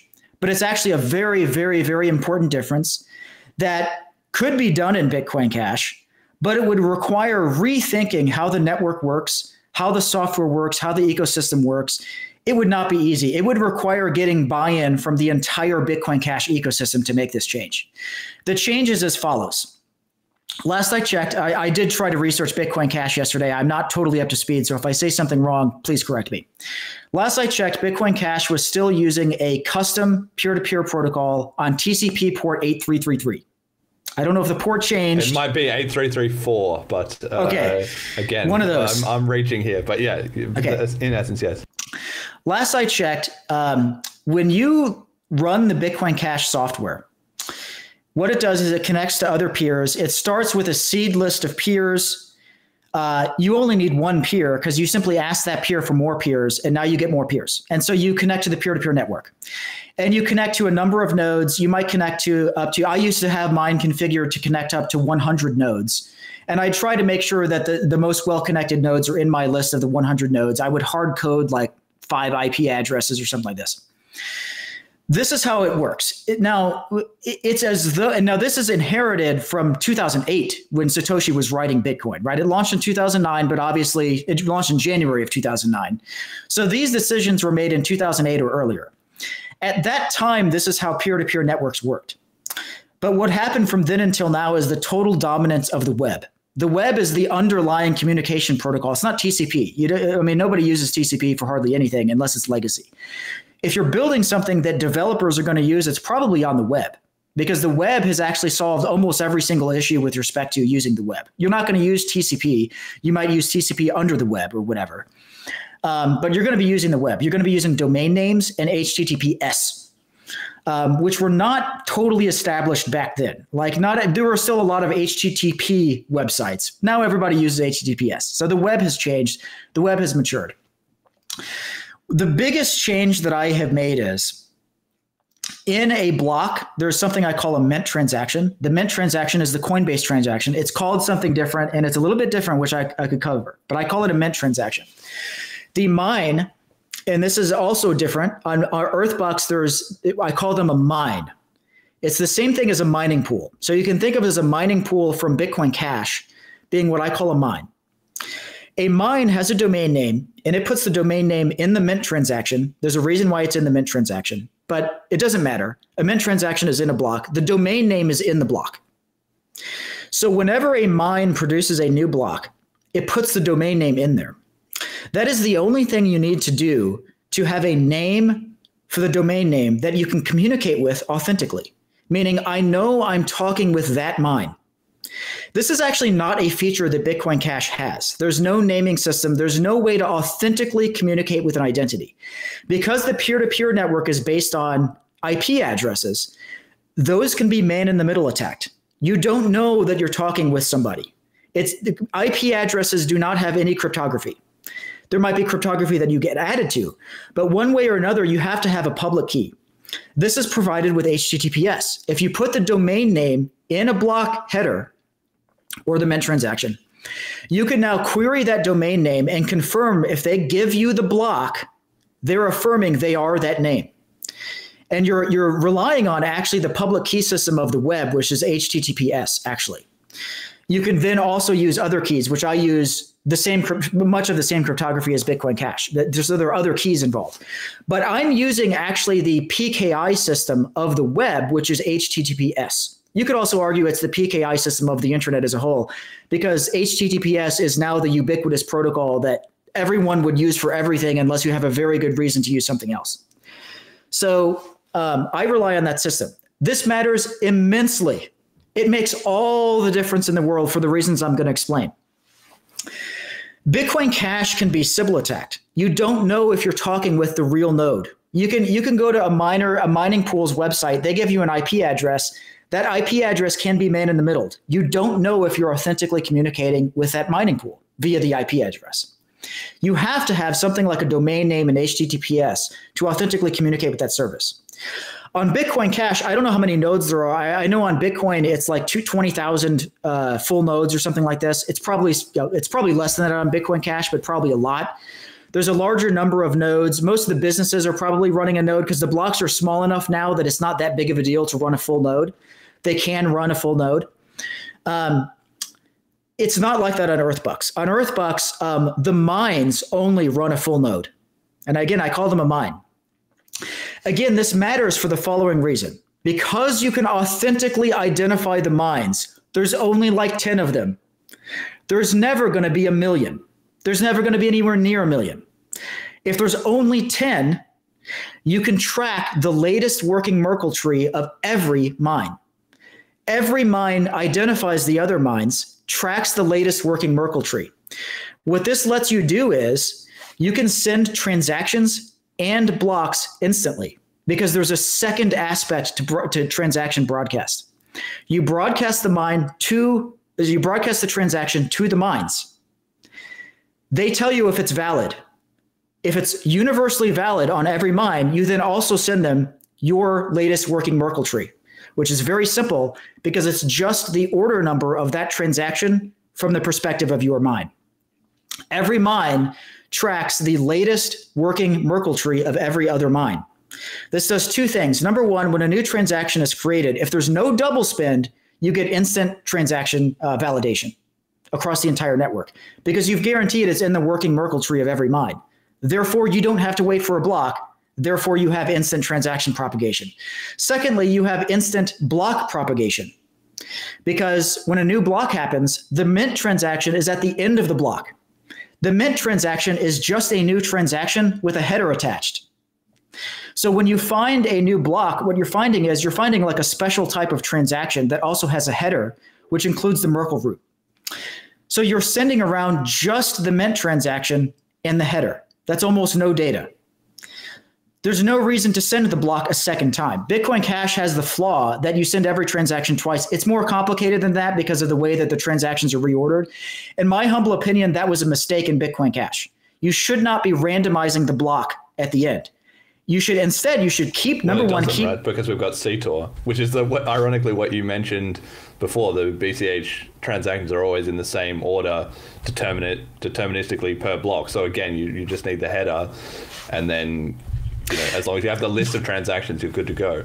That probably works in most cases, yes. And in worst case scenario, you might have to send the entire block. It does. The difference is simply that you don't actually know because you don't know who the mines are. So you don't know who has what and who's missing what. So you might still have to send missing transactions. And that's not what happens on Earthbucks. Okay. So it is true. No, you're right that CTOR is still in advance over what happened before. I agree with that. I'm just saying the whole idea of all that isn't actually necessary is what I'm saying. You don't even have to do any of that. If you simply put the transactions in order, and you do this Merkle tree stuff that I'm talking about with identifying the mines, there is never a case when you need to send the entire block again. It never happens. So anyway, but yeah, no, I agree that CTOR is still an improvement over what happened before. But this is one of those things where, okay, that's also fine. There's nothing wrong with what Bitcoin Cash does, but I have a different idea. And I think mine is better because it allows, for the reasons I said, total finality of a transaction right away. And then secondly, there's no reason to ever send around the entire block a second time. So I would argue, right now it's purely theoretical because my system's not being finished, but I would argue on theoretical grounds, hopefully soon to be practical grounds, that mine is better. But yeah, is it better enough that people in Bitcoin Cash would want to change everything to do it my way? Maybe if I prove mine first and get it out there, right? They'd be like, oh, that's actually now been proven. I mean, maybe we should do it like that. And Bitcoin Cash could change and do it like that. So that's the biggest change. There are many, many, many other things though. And I'll just get before I could go on and again, something else I could talk about for 6 hours, but just to give you a flavor for the other changes. There's no C++. This is a from scratch blockchain written in TypeScript and Rust, two languages that didn't exist in 2008. TypeScript and Rust are a very good modern tech stack. It runs in a container in the cloud. It's not just your normal users are never going to run a full node. There's never a phase in Earthbucks when a user goes to earthbucks.org and downloads the .exe file, earthbucks.exe. Never going to happen. It doesn't work like that at all. If you're running a mine, it's in the cloud already. Users simply log into a website. If you're a business, you probably run a wallet and you probably connect to the other mines. So the software stack is much more modern and it's based on 100% modern technologies. I also changed some crypto. It uses Blake 3, which is a modern hash function. So there's a ton of other stuff that's different that is just modern. I've dropped all legacy. So the fundamental ideas are by starting a new one, I don't have to worry about old UTXOs. I can start the mining incentive over. New users join. You can mine Earthbucks right now and actually get a significant amount of Earthbucks as a new user with a consumer GPU, which is not realistic with Bitcoin Cash. So I start all that over. I have no social baggage. I have no branding baggage. I have no technical baggage.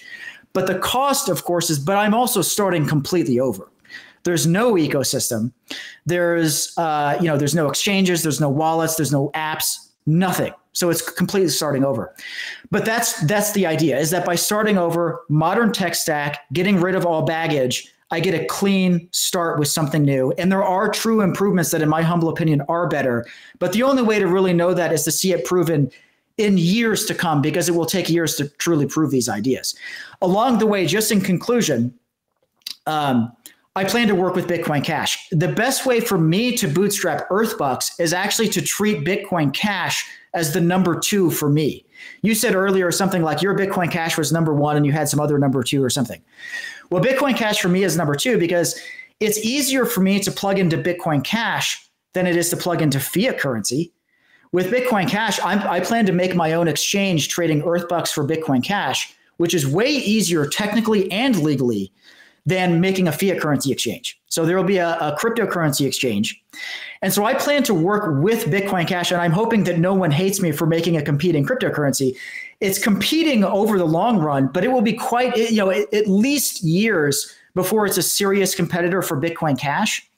It is, but my vision is similar to, but also not the same as Bitcoin Cash. And I would say, again, in conclusion, the Bitcoin Cash people should hopefully see Earthbucks in a positive light as a way to run all these experiments on new ideas that, if they are successful, could be brought into Bitcoin Cash. And then for the foreseeable future, they'll just coexist as competing cryptocurrencies. Yeah, I think this is an interesting topic again. Yeah, we're not going to have 6 hours to do it all now, but maybe at another time we can. You've got a lot of other different ideas. I think you're underselling. Even just when I was having a bit of a poke around, you had sort of UTXO cycling for ways to recover like lost coins, and you had this concept that people couldn't sell it below $1, which you admit in the blog post that you couldn't enforce, but it's like an interesting concept to see how far you could get with trying to enforce that, from the very beginning of a cryptocurrency network. And like this idea of the domain names, I've got to admit that I'm skeptical. Just when you hear anything for the first time, you got to sit with it for a little while, so then it sort of brings up the question of, well, what if enough of those mines get captured? How do you switch to other domain names?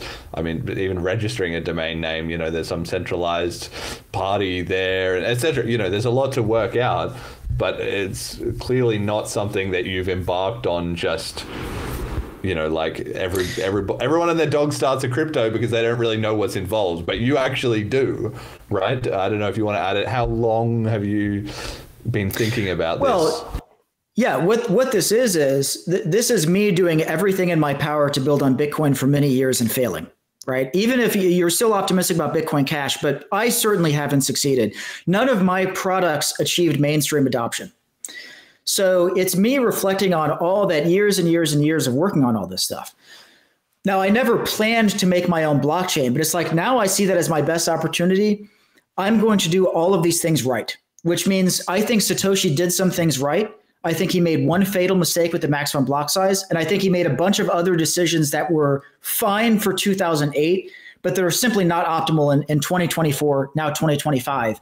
I'm going to fix all that stuff. Number 1, no maximum block size. Number 2, fix every other issue that I've learned after working on Bitcoin for me since 2011. So, it's now 14 years of, let's just say, involvement in Bitcoin. Every single little issue. Let me just briefly, because you brought up UTXO cycling, and my little community has been controversial, but I think this is very important. People have always criticized Bitcoin. Oh, you have to hold these UTXOs forever. Like if you hold a UTXO from 2009, and there are still some out there, they still exist. They still take up storage space. You have no idea if that person even exists. So the UTXO set pretty much just grows without bound, irrespective of the current level of usage. You have to hold on to all those UTXOs, even if your current users might even be smaller. My solution to this is to expire all UTXOs. There's 2 stages. There's what I call a recovery stage and an expiry phase. They ultimately expire. You should cycle your own UTXOs by simply logging in and pressing a button. If you don't do that, someone else is going to do it for you. Your UTXOs are going to cycle and merge. So, and there's a lot of details about how this works exactly. But in doing this, the current UTXO set is the active users only. You don't, so it's sort of pruned already. Like there's this whole, people have talked about pruning in Bitcoin stuff. This is already pruned. You get rid of all old stuff. Technically, you can never delete the blockchain, but you actually technically can, because nobody has to retain access to that old data. And so if all UTXOs are knowingly spent, nobody has to have the old UTXOs. They've all been spent. So anyway, it's another example of something that you actually can't do that one on Bitcoin Cash without violating the social contract that there already are old UTXOs. You can't just decide you're going to cycle them now. The only way to do that is if that's built in on day one. And so that's why I made the controversial decision, and not all users agreed with me.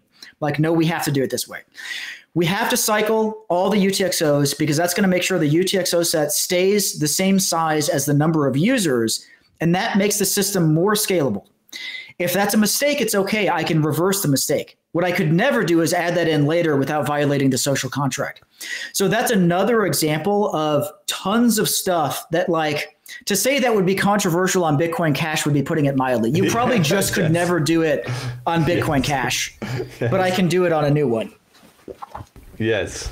Well, I think this is a fascinating, experiment. I'm going to be, keeping an eye on this for sure, because I like that you're trying some different stuff, maybe some of it sticks, maybe some of it's great, and maybe some of it isn't, maybe some of it we can borrow, maybe none of it, I don't know. But it seems like, it's different. It's similar enough to be worth looking at, and it's different enough that something really cool might come out of it, actually. So I'm kind of, impressed in hearing you talk about. How's it been going so far? How long have you been launched, and what's the sort of traction to date? Great question. Yeah. So first of all, thank you again for taking it seriously and allowing me to talk about that. And I appreciate your input and your point of view on it. So I started working on it in March of last year. So I think it's been a little more than 9 months now. It officially launched the Genesis block in November. It's mined by consumers. So anybody can go to earthbucks.com, sign up for free and start mining with your consumer GPU. You swipe a button. For people that know me, you know about MoneyButton with the swipe. It uses a swipe. You got to swipe to mine. You can also mine automatically. There's a lot of stuff that I'm working on. The community has grown. So like we have, last I counted, it was more than 600 people had mined at least some Earthbucks. That's pretty good. I think I'm outdoing Bitcoin by the comparison. If you go all the way back to 2009, it was probably like Satoshi and Hal Finney and like that guy, I can't remember his name right now, but there's like 3 people mining Bitcoin in the early.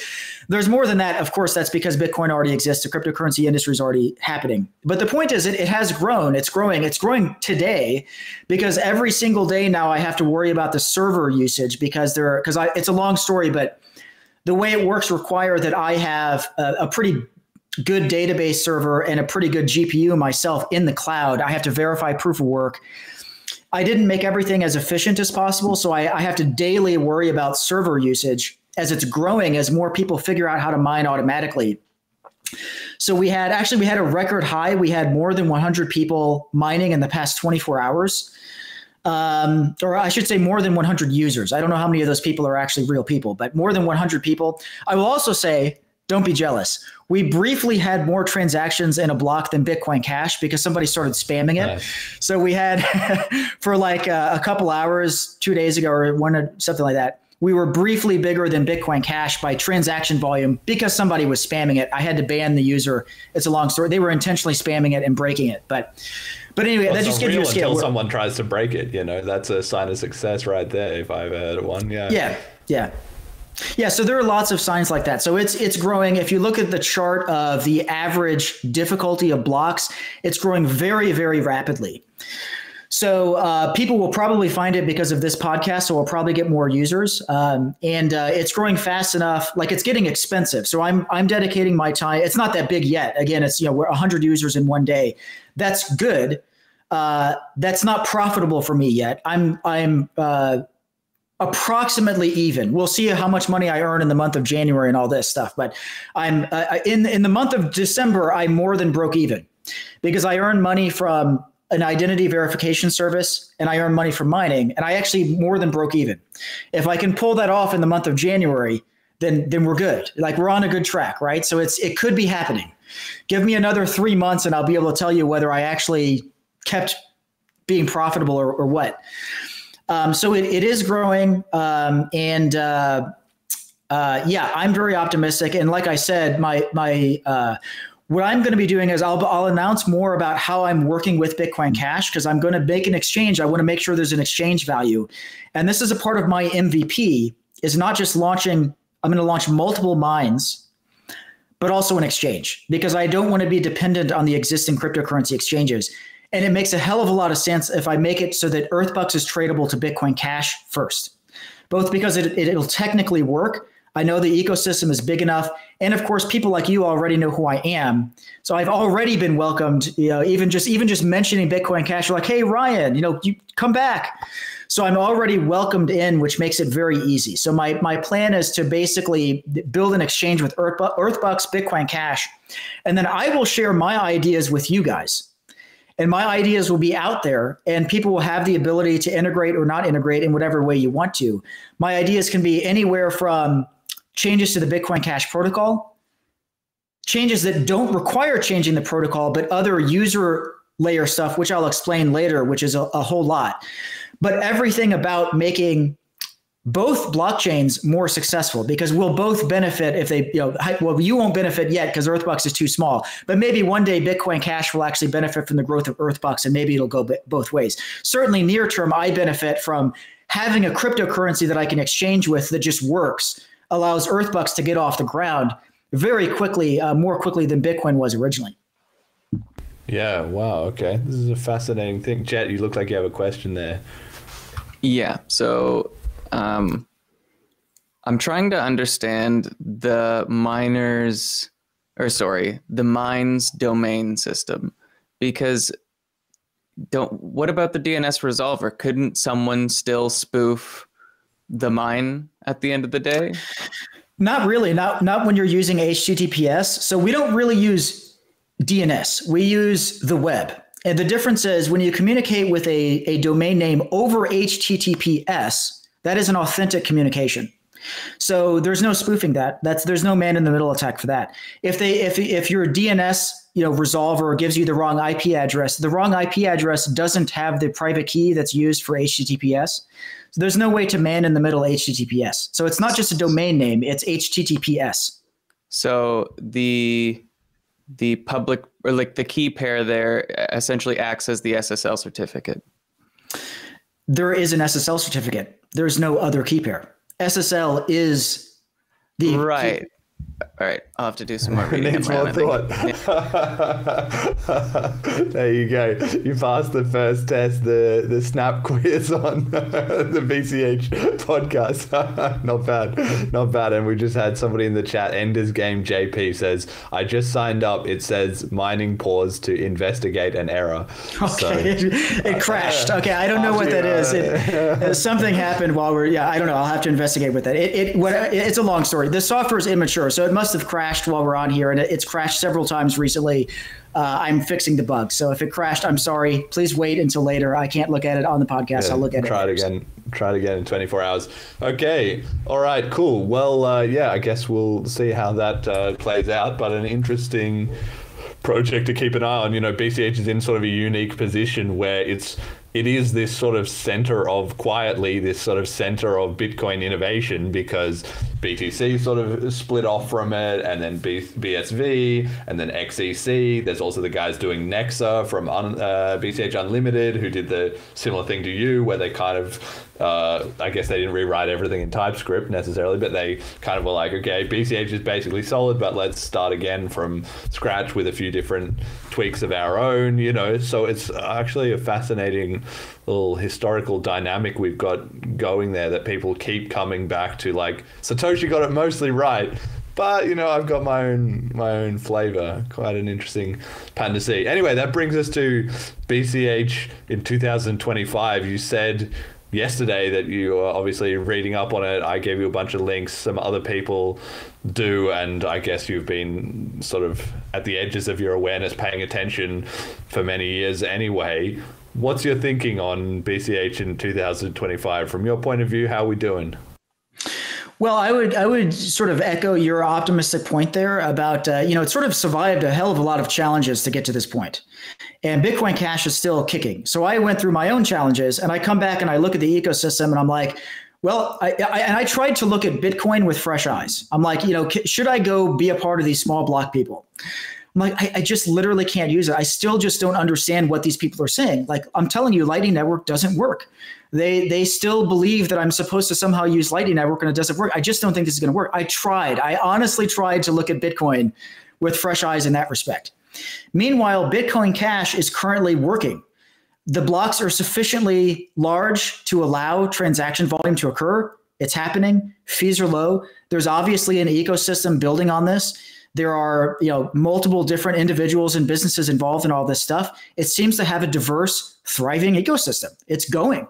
And it doesn't have a fatal flaw the way that Bitcoin does. That's great. It seems to have survived all this stuff. It's survived Psycho Craig Wright, and it survived all this other stuff. There's all this drama that happened, and it's still going. So and the fundamentals are still there. So, I'd say I'm very optimistic. As I said, I plan to be involved. I'm going to use Bitcoin Cash as my number 2. There might be a number 3, but I'm not in any hurry to add a number 3. So when I create the exchange, it'll be Earthbucks to Bitcoin Cash. I think that's probably good enough for a while. There's no reason for me to add a number 3. I need to create a exchange value for Earthbucks so that it can be used. The next thing I would be looking at is all of these other. I mean, there's so much that we could cover, but there's, in my opinion, I've always been dedicated to cash for end users. We need to solve all the issues, stuff that mostly has nothing to do with the underlying protocol. All of the issues that affect people actually using it as an electronic cash system. There's a long list of issues. When I accepted Bitcoin Cash recently, I received a transaction. I had to use a Bitcoin Cash address. In my humble opinion, we can do better than this. I don't think we should be using random looking addresses. I think we should use email addresses, as I've pushed. I forget if I pushed this idea originally on Bitcoin Cash, but certainly in the BSV world, I pushed this idea. This is how Earthbucks works today. You get an email address. The reason for this is it's bridges every sort of user friendliness and technical constraint of having an address that users can understand, while also being essentially maximally decentralized. The difference is it's not a key, it's an address. There's a server involved. There's minimal trust. You have to query the server to actually get a new key. You can run your own server. I'm sure some enthusiasts will run their own server. Most users won't. Most users are going to use a business, and they'll let the business host their keys. It doesn't mean the business can see your keys. They can still be self-custodial, but it does mean you trust the business to give an accurate public key to somebody that queries it. In my opinion, that configuration allows us to solve tons of user experience issues. I could go on and on and on about all the things, the problems that this solves. It's better user experience. It's better technically. And so what I'm going to do is start putting some of my ideas out there. I have a blog at ryanxcharles.com. I think as soon as this is, maybe not today, but soon, I'm going to write up a brief summary of my ideas for Bitcoin Cash. And again, I want to, before I start pushing people around and saying it should be like this, I mean, Bitcoin Cash obviously deserves a lot of credit for getting to this point. It's doing something right. I'm not trying to push my ideas, but I do have ideas about how I think things could be. And we'll just see whether my ideas are embraced. My ideas don't have to be embraced at all for Bitcoin Cash to continue to be useful, and I'll continue to be using it. But I will be putting that out there. And if there's room to collaborate, let's say with Bitcoin Cash people on some of these ideas, most of which have nothing to do with the underlying protocol. Some of them do, some of them don't. Maybe some of them could be adopted or not or whatever. But like just to give an example, like I threw out the idea of atomic swaps between Bitcoin Cash and Earthbucks. That's the sort of thing that I can implement. That's a good idea for me to get my exchange going.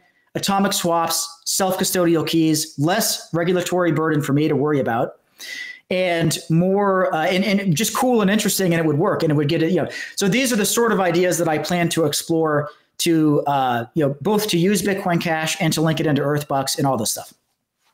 Yeah, no, I'm personally looking forward to seeing this list. I'll read it for sure. But yeah, I mean, I think, and that's also something that maybe you'll reacclimatize to, is the current, attitude of BCHs to different ideas. I think we're getting better about, because one of the big traumas of all these different things is that people then get resistant to any change, right? They say, no, we can't have that change because it's an attacker, or it's, whatever, like everything gets fudded, like basically right now, BCH, I think, is doing a pretty good job of having a core mission that everybody knows that we're on, but also being kind of a little open-minded if we got to be a little flexible at the edges. I think anything that was a huge change, you might get some pushback on, but it just is a thought experiment. There's no harm that can be kind of done there. So I'm interested to see what kind of stuff you have.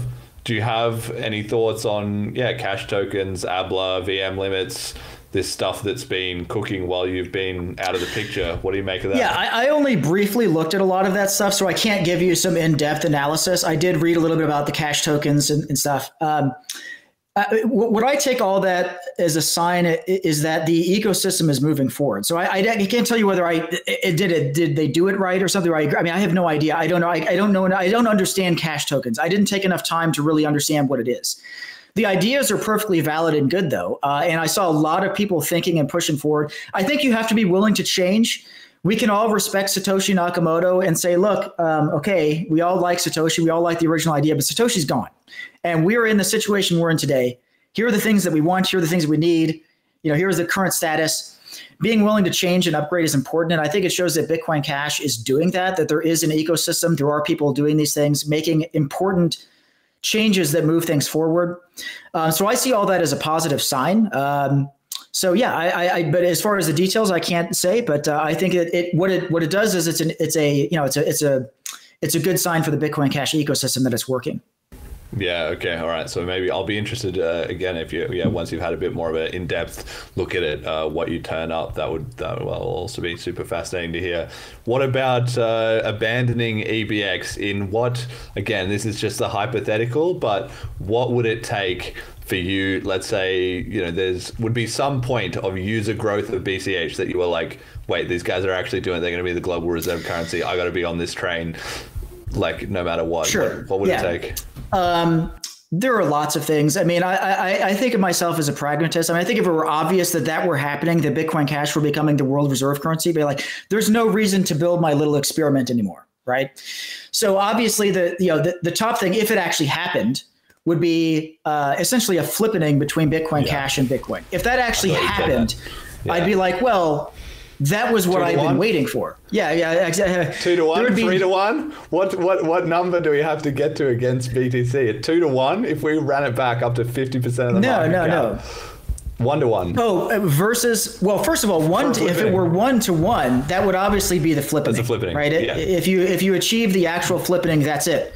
Yeah. And I think that would be the death of Bitcoin Core, because I think people would exit Bitcoin Core and it literally can't survive. It would actually die on the way out. Yeah, exactly. It'll literally just, the blockchain will halt because all the mining would move to Bitcoin Cash. Yeah. They're done. They're all rugged. Exactly. That would actually happen. People have talked about that for years. And they get dismissed by the Bitcoin Core people. But the Bitcoin Core people have this attitude of, God, but the price just goes up forever. It just literally always goes up. But that's what people always say in every bubble. And no, it actually doesn't literally just always go up forever.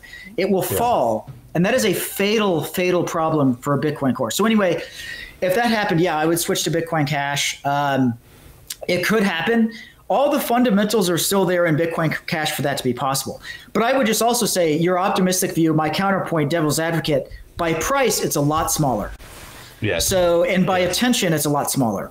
So yes, that's still possible, but it's still a lot smaller by a lot of metrics. This is why I've been, I don't know how much of the show you've watched, but I do this with a lot of guests. I try and get them. I mean, it's just for fun. Nobody's holding your feet to the fire, but just like at 2 to 1, could you see it would probably already be over at 2 to 1, right? If BCH ran it back from 200 to 1. You mean BTC is 2 to BCH 1? No. If the ratio goes 1 to 2 the other way, then which BTC one is 1 and which one is 2? I'm saying if BCH was half of BTC, it's probably over, right? If we go back from where we are now to its half. Okay, so the question is, obviously, if it's 1 to 1, it's over. Yeah. But at what point?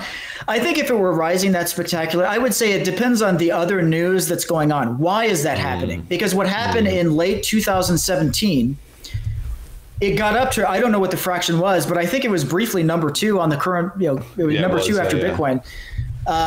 It was pretty close. It could have happened. It didn't happen.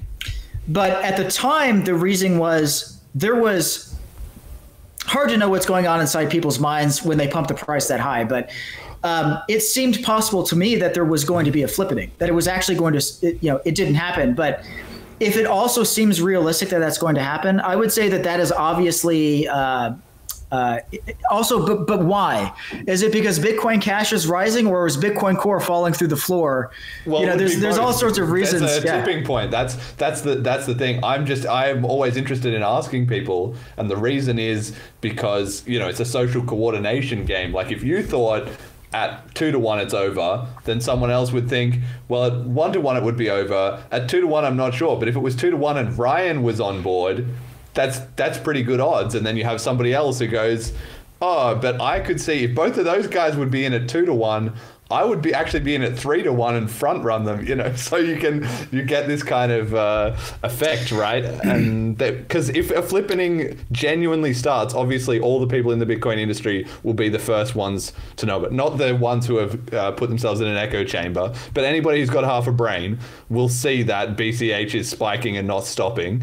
It goes from 20th to 10th to 6th on the coin market cap, and at that point it's just going to all FOMO. Everybody's going to FOMO in, and it'll go the rest of the way, right? So I just am interested. Well, I'll put it this way. I agree with you that it would be before 1 to 1. There's definitely a point, because if it were rising that spectacularly, there's going to be a news cycle going on. It's going to be clear that that's happening.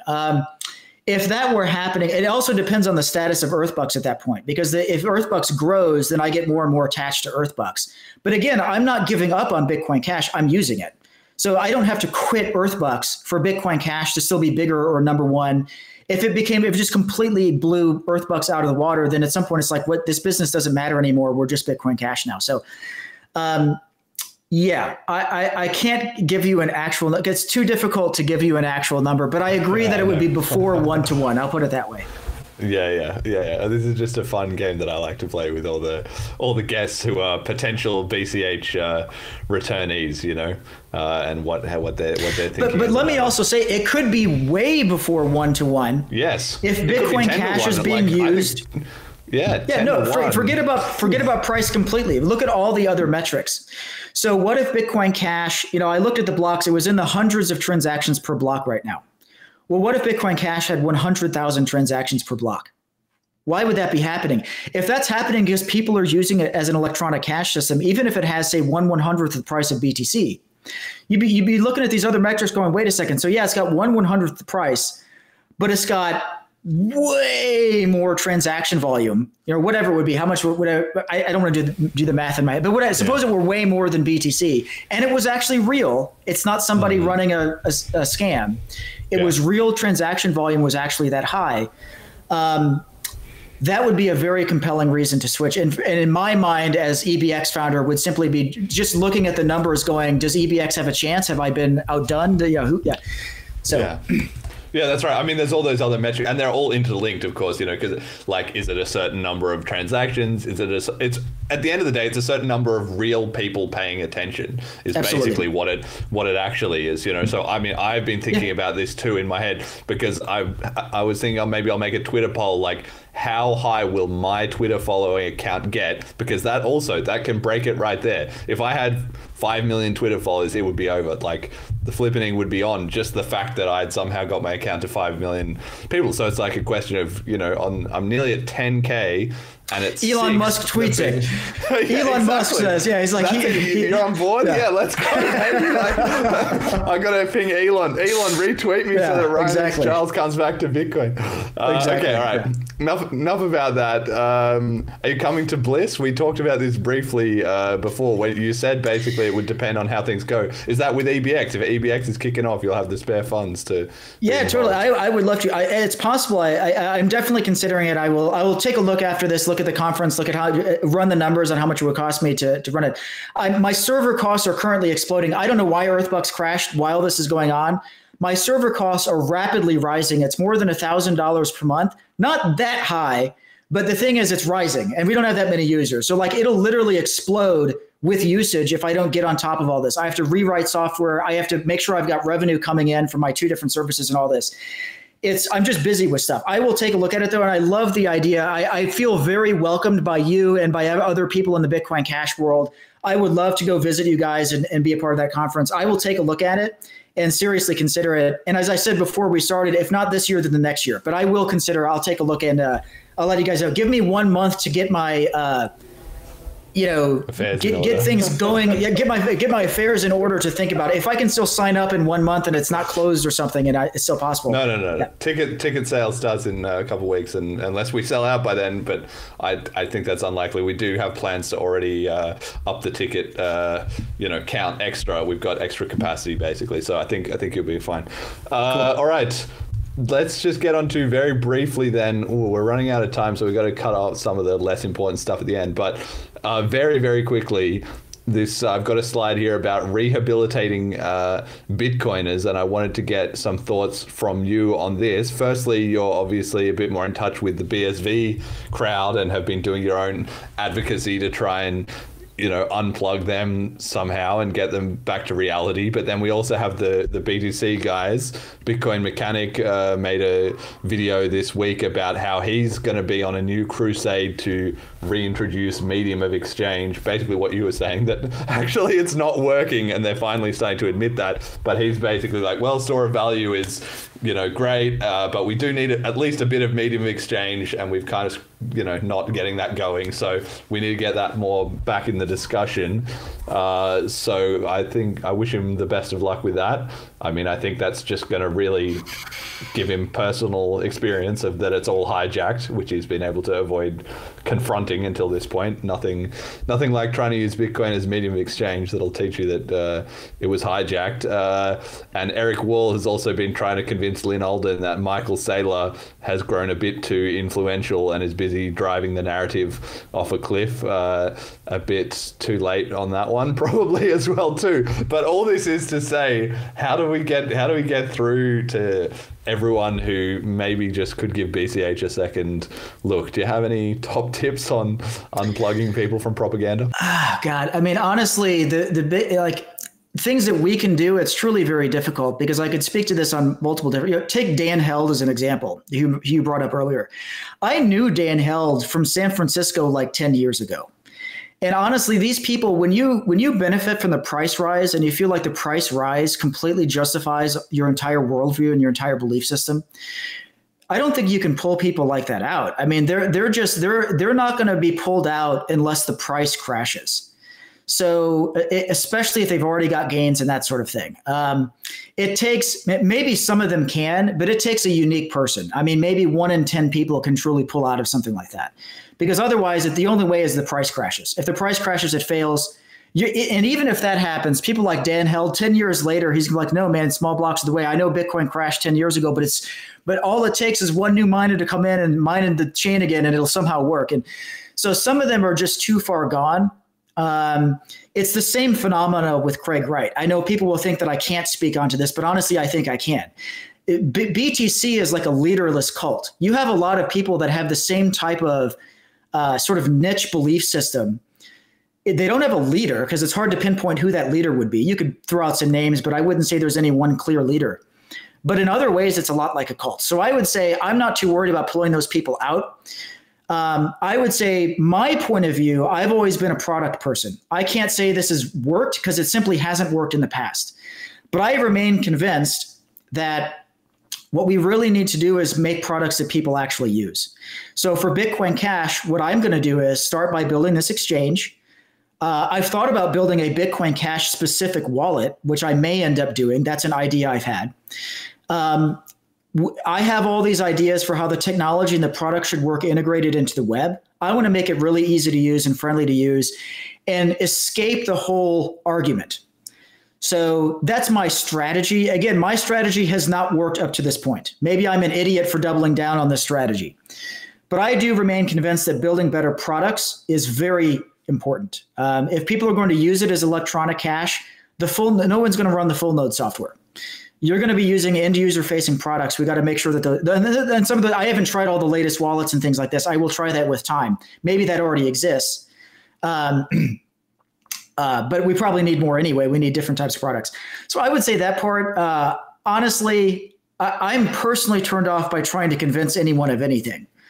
So I personally am unlikely. I might write some articles about it and make fun of Bitcoin Core because I don't think it makes any sense. And honestly, my strategy is really to just wait for it to fail and to be on the right side of history. Whether Bitcoin Cash benefits from the failure of Bitcoin Core is really, it's sort of on the Bitcoin Cash world to build that. It's already fundamentally there. So if the Bitcoin Cash world keeps building, keeps growing, be there for Bitcoin to fail. Be there for the last pattern to repeat. For the last group of people that put their money in, they buy into one idea, they finally do their research, maybe the price crashes or something happens, they finally dig in and go, something's off with all this. And Bitcoin Cash is there waiting this whole time. So I would say more like that. Build the products. I'm going to put out my little narrative, my blog posts, my articles, and be there waiting for when it crashes. Because I honestly, in 2024, I seriously tried to give Bitcoin Core another go. I really took a look at it. I look what people are saying. I just don't think that it makes any sense. What they're saying does not make sense. They're not going to be on the right side of history. So the question is, in my mind, if they don't change something, it will fail.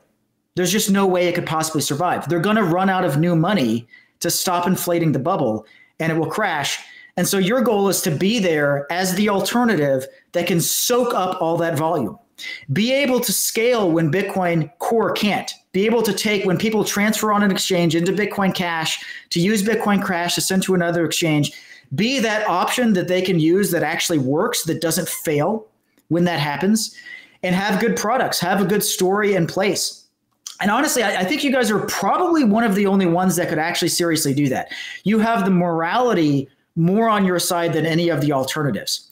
I think Solana is doing a good job of building their ecosystem. It's completely different technology. They've done a lot of things right, but they don't have the full depth of the moral sort of rightness on their side the way that Bitcoin Cash does. I think they've made a lot of mistakes. Maybe it'll still work out for the Solana people ultimately. But I would just say keep building and don't necessarily expect a flippening until Bitcoin fails. And that's my honest opinion. I could be wrong. I've been wrong about very big things in the past. I've been completely wrong about stuff. And as anybody who knows me knows, I just think ultimately Bitcoin Core will fail. And so if you want the flippening, you need to be there when it fails and don't fail. Yeah, for sure. I mean, building the products is really key, but it's just like again, it's a virtuous cycle thing. You've got to attack kind of both sides at once. You build better products, you build more of an ecosystem that gets more attention, then you flip a couple people who are kind of like, maybe this is kind of interesting, then they come in and either bring their existing businesses or they spin up some new stuff, and then around it goes, right? But that's why I'm always trying to look at how we can attack both sides of the problem. Okay, so just briefly on that meme of the week. This one's a bit of a self-indulgent dunk from me. I'm not going to read it all, but basically last year in January, Shinobi said on Twitter, he was arguing with Bitcoin Mechanic, of all people, and he said Satoshi was actually a big blocker. Its intended purpose was big blocks. And I jumped in there and said, we are so back. And then Shinobi replied to me and said, you are not so back. Good luck, though. January 22nd, 2024. And in the 2025 intro in August, we have Shinobi saying that there's actually a lot of pretty smart Bcaches out there. So 6 or 7 months from you are so not back to there's a lot of pretty smart Bcaches, which was just amusing for me. I mean, to his credit, everybody should go and listen to the full clip. We reviewed it on the show, and he said, like, people, who are stuck in the past and not forward looking and blah, blah, blah. He wasn't saying, I've been a bit cheeky with the editing there. But the point was he had to admit at least a few Bitcoin caches have some of the right ideas. So this is just yet another warning of it's a bad idea to argue with me on Twitter, or you might end up in the podcast intro for a whole year. But I don't know how you feel about this, Ryan. Is there any element of, do you know Shinobi? Is he a big no, I don't know Shinobi, so I don't know. He's a laser eye type guy. He loves being condescending, so it's just very ironic that I'm going to rub it in on him. Yeah, I don't know. I mean, I think some of these people will come around just because they eventually dig so far, and it's like this just isn't working. So some people are. I mean, I was actually on their side, not as a small blocker ever, but in the sense of being a sort of emotionally driven believer in this vision of Bitcoin. My vision was not the same as theirs. I never liked small blocks. But before drama happened, we were kind of all on the same page. So I can kind of understand that mentality. And, I don't know. I would just say, again, my strategy is build products, and the arguments on the internet. The only value of arguments on the internet are to be on the right side of history when it happens. People, what they do is when they change their mind, you had nothing to do with it, at least in their own mind. You had nothing to do with it. They'll change their mind. They're like, oh, that guy was right all along. Look at this. And then they go back and they'll find your article. What'll happen is after they change their mind, they'll be like, look at Hijacking Bitcoin. This book was it. Yes, so exactly. it'll become the book that everybody cites after they all change their mind. Yes, exactly. They didn't see it beforehand, but I love that, the way humans have this capacity to just rationalize, like, the facts changed, and I changed my mind exactly when the facts changed. I immediately noticed. I immediately changed my mind because I'm a rational human being, and it's not that anybody knew before. Nobody could have known. The circumstances were different. As soon as it became justified to hold my position, I immediately switched and had it, and be damned to anyone who had my position before on the same or different facts. But on this point, this is just you're making me think of a lesson that I hope that I learned from all this, because I've been mean to people, but it's a reason to not be mean. It's because the thing is, they might change their mind and they might come back, and you might regret having been mean to that person. So it's probably better to not be mean. If there's any lesson, it's that. It's like, just don't be mean to the believers. Well, I don't know that I'm upholding that principle so much, but what I will say, and everybody who listens to the show knows this, is that especially on Twitter and stuff like that, I can be antagonistic, like in these kind of places, but I'm trying to have fun with them, and I am trying to break down some of their cognitive dissonance. Sometimes you just need to jab someone a bit to push them over the edge. Like, it's been a rough road getting people to actually take a look at BCH and et cetera, and one of the funniest things, I think, is that I never experience it really, but that all these people who argue with me on Twitter and they think this retard or something, and then they go and listen to the show, and I'm like this guy who laughs and has a good time and is like joking with everyone and stuff, and then it's like, my hope is that moment of contrast really helps them to think, wait, what's going on here? Like, I need to actually look into this. Anyway, that's just my strategy. Okay, let's talk briefly about crypto. I think we can fit it in. We're not on too strict of a time limit. You were mentioning before about Solana and Ethereum. I've been following that story as well too. It's really interesting to see the ETH people start to panic a bit as Sol creeps up on them, because I feel like, firstly, it's a prelude of what's going to happen when BCH flips BTC, but it's also just such a dynamic of this new kind of crypto economic warfare, that we're in. Like, before the block size wars, there was no such thing as all splits and hash wars and etc. And there's the same thing in this. Like, there's fiat currencies slowly overtake each other with their geopolitical situation, but that's completely different to how it happens in crypto, which is all driven by technology and memes online and people debating and podcasts and all this different stuff. So I don't know what you make of crypto going into 2025, if you have any predictions for the year for us. I have, etc. Totally. I have many predictions, but I guess since you mentioned Trump there at the end, in my humble opinion, I didn't know what was going to happen. I'm very glad Trump won.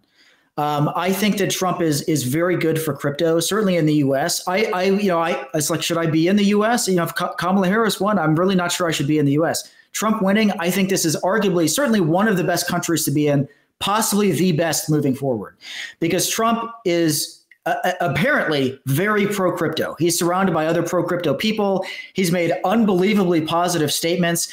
The idea has been thrown around that American blockchains may have zero capital blockchain in America. Nothing could be better. Zero capital gains tax for Americans, or whatever the deal. Low taxes, that sort of idea, that'd be unbelievable. That would be awesome. I'm very bullish on that. So let's see what happens there. I'm optimistic. I'm not a pessimist at all. I'm very bullish on Trump's involvement in crypto. Let's just see what happens. Secondly, the particulars, you mentioned ETH and SOL there. I have of the opinion that Ethereum never made technical sense. It's another one of these that people buy in based on hype and FOMO. It never made any sense. This was never going to work. And the fundamental reason is it's a fundamentally impossible to parallelize architecture. It will never scale. Bitcoin technically could scale with no maximum block size. So they just ruined it, but it would scale. Solana, I don't know as much about. I did not like their white paper. I read it and I was like, I don't really agree with their technical decisions. However, what they're doing is they're acting like a startup company. They're willing to grow. They're willing to move. I don't agree with a lot of stuff going on there. However, if they're willing to grow, change, improve, learn, etc., that matters. And if they don't have fundamentally broken technology, which I can't vouch for, I don't know. I think Ethereum needs to be started over from scratch. But if Solana is not fundamentally broken, it could absolutely surpass Ethereum eventually. And I think they're on that trajectory from what I can tell. I'm not an expert on any of this stuff. I don't know Solana or Ethereum anywhere near as well. Maybe I will get to know them. And that's why I mentioned Solana earlier, because you know what? I don't know. I don't like Solana that much. I don't like the way they did it. But if they prove me wrong and simply succeed, if people start using that as electronic cash, I think that's really important. So let's just see what happens there. I don't think they made a lot of right choices. Let's just see. I'm open-minded. And as well as the other ones, I'm open-minded about anything else. But go ahead. I mean, I don't have any thoughts on the other ones, but I'm bullish on crypto as a whole for sure. Okay. Any other, specific predictions or ideas you want to throw out there? 2025. Sometimes we do on the Christmas show, we sometimes do like a 10%er if you had something that was a 10% chance of happening this year. So kind of pretty bit of a long shot, but might just play out and you get mad reps. Well, okay. So in that case, I have to say it's Earthbucks. Earthbucks is the 10% chance, right? I mean, let's just see what happens with Earthbucks. We just launched. It crashed while we're on the podcast. It's obviously very early days. Give me another year of working on Earthbucks and let's see what happens there. If Earthbucks fails, I'll switch to Bitcoin Cash. Okay. Love it. If it doesn't fail, we'll see. Yeah. Can't ask for any more. All right, so we have our final segment here is message to the community, which we do on every show. It's just your chance, unguided or scripted or whatever by my questioning, to just say whatever you think the BCH community or the listeners to the show needs to hear, as long or short as you like. Sure, absolutely. So number one, good job maintaining this vision this whole time, because I do think that when I come back and I try to look at it with fresh eyes, I could never really have fresh eyes, but I truly did as best I could in 2024 to look at the ecosystem with fresh eyes. I think Bitcoin Cash is very well positioned, actually. You guys have essentially extracted various types of cancer from the Bitcoin Cash ecosystem with time. There's all these problems that have actually been extracted and removed. And the problems are gone. And you've got a mature foundation. As I've argued with Earthbucks, I think that there are theoretically advantages that might be outweighed by the maturity of the Bitcoin Cash ecosystem. You have mature software, you have mature node software, you have mature wallets, you have mature exchange support, things like this. All that stuff matters. You've gotten better organized as a community. You've got people working together to work on the node software and that sort of thing. Things are looking very good. So if I would say, I'm going to give you a brief summary of what I'm going to do moving forward with Bitcoin Cash, and specifically my advice in terms of technology and products. First of all, forget about the protocol. I know I said there's issues with the protocol. That's not a big deal right now. What I would say is let's start with the user experience side of things. Let's get a version of what I call EBX addresses, which are just email addresses working for Bitcoin Cash. And if you listen to me, it'll take me a while to explain the full idea. You should send to an email address. The server has the public key. It derives a new public key. You're giving all of your users end-to-end encryption if you do it this way, in a way that they're already familiar with. We start right there, because my vision for the ideal configuration of all this is with a different configuration of the network. If we start with email addresses, it sounds silly and it's not irrelevant. It matters a lot for the end user experience. They should have an email address. Everybody knows this. Everybody understands it. It has every technical property we want and need. Start there. The way that you should send Bitcoin Cash is to an email address. I will happily give documents, as well as a working proof of concept at earthbucks.com right now of how this works. We start there and we start thinking about the Bitcoin Cash ecosystem differently in terms of different types of nodes. We should regard mining pools long-term as the core nodes. That's a long-term vision. But we start bringing in this idea of email addresses, because if we start solving all of the product and user experiences around this, it is an intrinsically better user experience, better technically. It solves tons of issues to do it like this. And it's also backwards compatible with email, which, whether you like it or not, is not going anywhere. So I would just start there. That's my number one suggestion. We're going to start with email addresses. When I say we, I just mean I'm going to write this article. And if people are curious to follow my ideas about this, I'll put that out there and explain what I mean in detail. We start with that and we start rethinking about how the Bitcoin Cash network should work to optimize user experience for electronic cash more than tokens. Tokens are fine. I've got a lot of thoughts on tokens I'll share. Electronic cash first. That means you need to be able to spool up a website, accept Bitcoin Cash as payments on your website as easily as a child can make a Kool-Aid stand. Okay, electronic cash of the web. That's the top use case. That's what Bitcoin Cash should be. That's what I'm doing with Earthbucks too. They can both coexist. We can work on Bitcoin Cash is way more mature and has a much better chance of doing this. So those are my ideas. I'll write it down in detail and share it specifically for the Bitcoin Cash people. But that's where I would begin technically and in terms of product. Okay, interesting. Well, I guess more to come on that, and I'll also be fascinated to see as you dig into some of the other stuff that's going on, whether you give that the thumbs up or not. I mean, maybe you like it a little bit, maybe you like it a lot, maybe it takes a while, maybe you hate it. I don't know, but it's you've got plenty of background to bring to the discussion, so that I'll be fascinated to hear about that. Okay.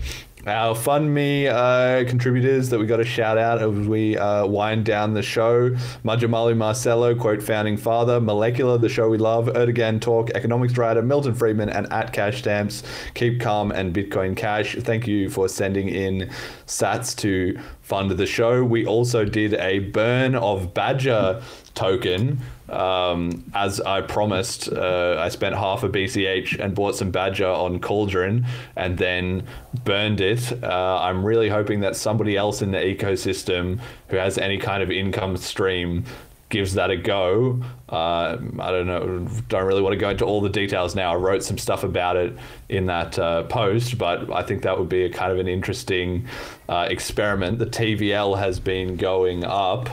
It's right now. Let's just have a quick look on Tokenaut. It's already flipped Moria at like 115 or 117 TVL. So anyway, I think there's a seed to this that is worth looking into, but I just had to mention that. Our support appreciation, our donators, our patrons Ricky and HP, and our sponsors General Protocols. Check out bchbull.com. I hit rank #1 on BCH Guru, which I just wanted to give myself a shout out because it's been super fun to play. I'm 7 out of 8. So I think Steve Thurmond is the only one who's beaten me, so maybe he's the real guru that you need to listen to. But on this show we're always doing predictions and so forth, so you can't be popping off about that unless you have proof that you actually know what you're talking about, and now I've got it. And the Starcard FAQs and links are at bitcoincashpodcast.com. If you're new, listen to episode 85. If you're Ryan X Charles, don't bother, you already know all of it, I promise. Go to Celine.cash and try Celine Wallet. And our final shout outs for the show, starting with you, Ryan. Where can people find more of you, and anyone else you want to give a nod to? Sure. So my website, ryanxcharles.com, has access to all of my social media. I'm most active on X, so you can find a link at my website or just type in Ryan_X_Charles on X. And of course, there's earthbucks.com if you're interested. You can start by mining for free. It's down right now. Okay, it's probably something I can fix quickly. Let's see what happens. But read the blog, because there's a lot of information about where I'm different than Bitcoin Cash. It's intentionally the same in some ways, but there's a lot of subtlety, just like you guys, Jet, thinking through exactly how it's, how would that, there's a lot of stuff like that. It's not, it's subtle, but very important differences. So just read the blog if you're curious to have more information. It's earthbucks.com/blog. But I'm most active on X. So if you pick one, just follow me on X and I'll share all information. Okay, Jet, you're next up. Shoutouts. Nothing. We've got a fresh year going here. No, I do got one. This one is to my girlfriend's father's girlfriend, who got me a handsaw for Christmas, which very useful. I've been cutting a lot of hardwood pallets, and it's nice to not struggle. Okay. All right. And my shout out, this always happens. I have like people that I'm like, oh, I should give them a shout out. And then I completely forget to write it down and I forget live on air. My shout out goes to everyone who had a really good New Year. It's my favorite holiday because basically the whole planet can celebrate it. It's not really related to religion or political stuff or whatever. Everybody just gets a fresh chance at like, okay, last year was good and let's join the new year. I'm Gregorian calendar maximalist. Don't mess around with the lunar calendar. Forget about any of that and just stick with the best calendar, the network effect. It's already got your back. So yeah, a bit of an esoteric shout out, I think, there, but that'll do it. Till next time, thanks for listening.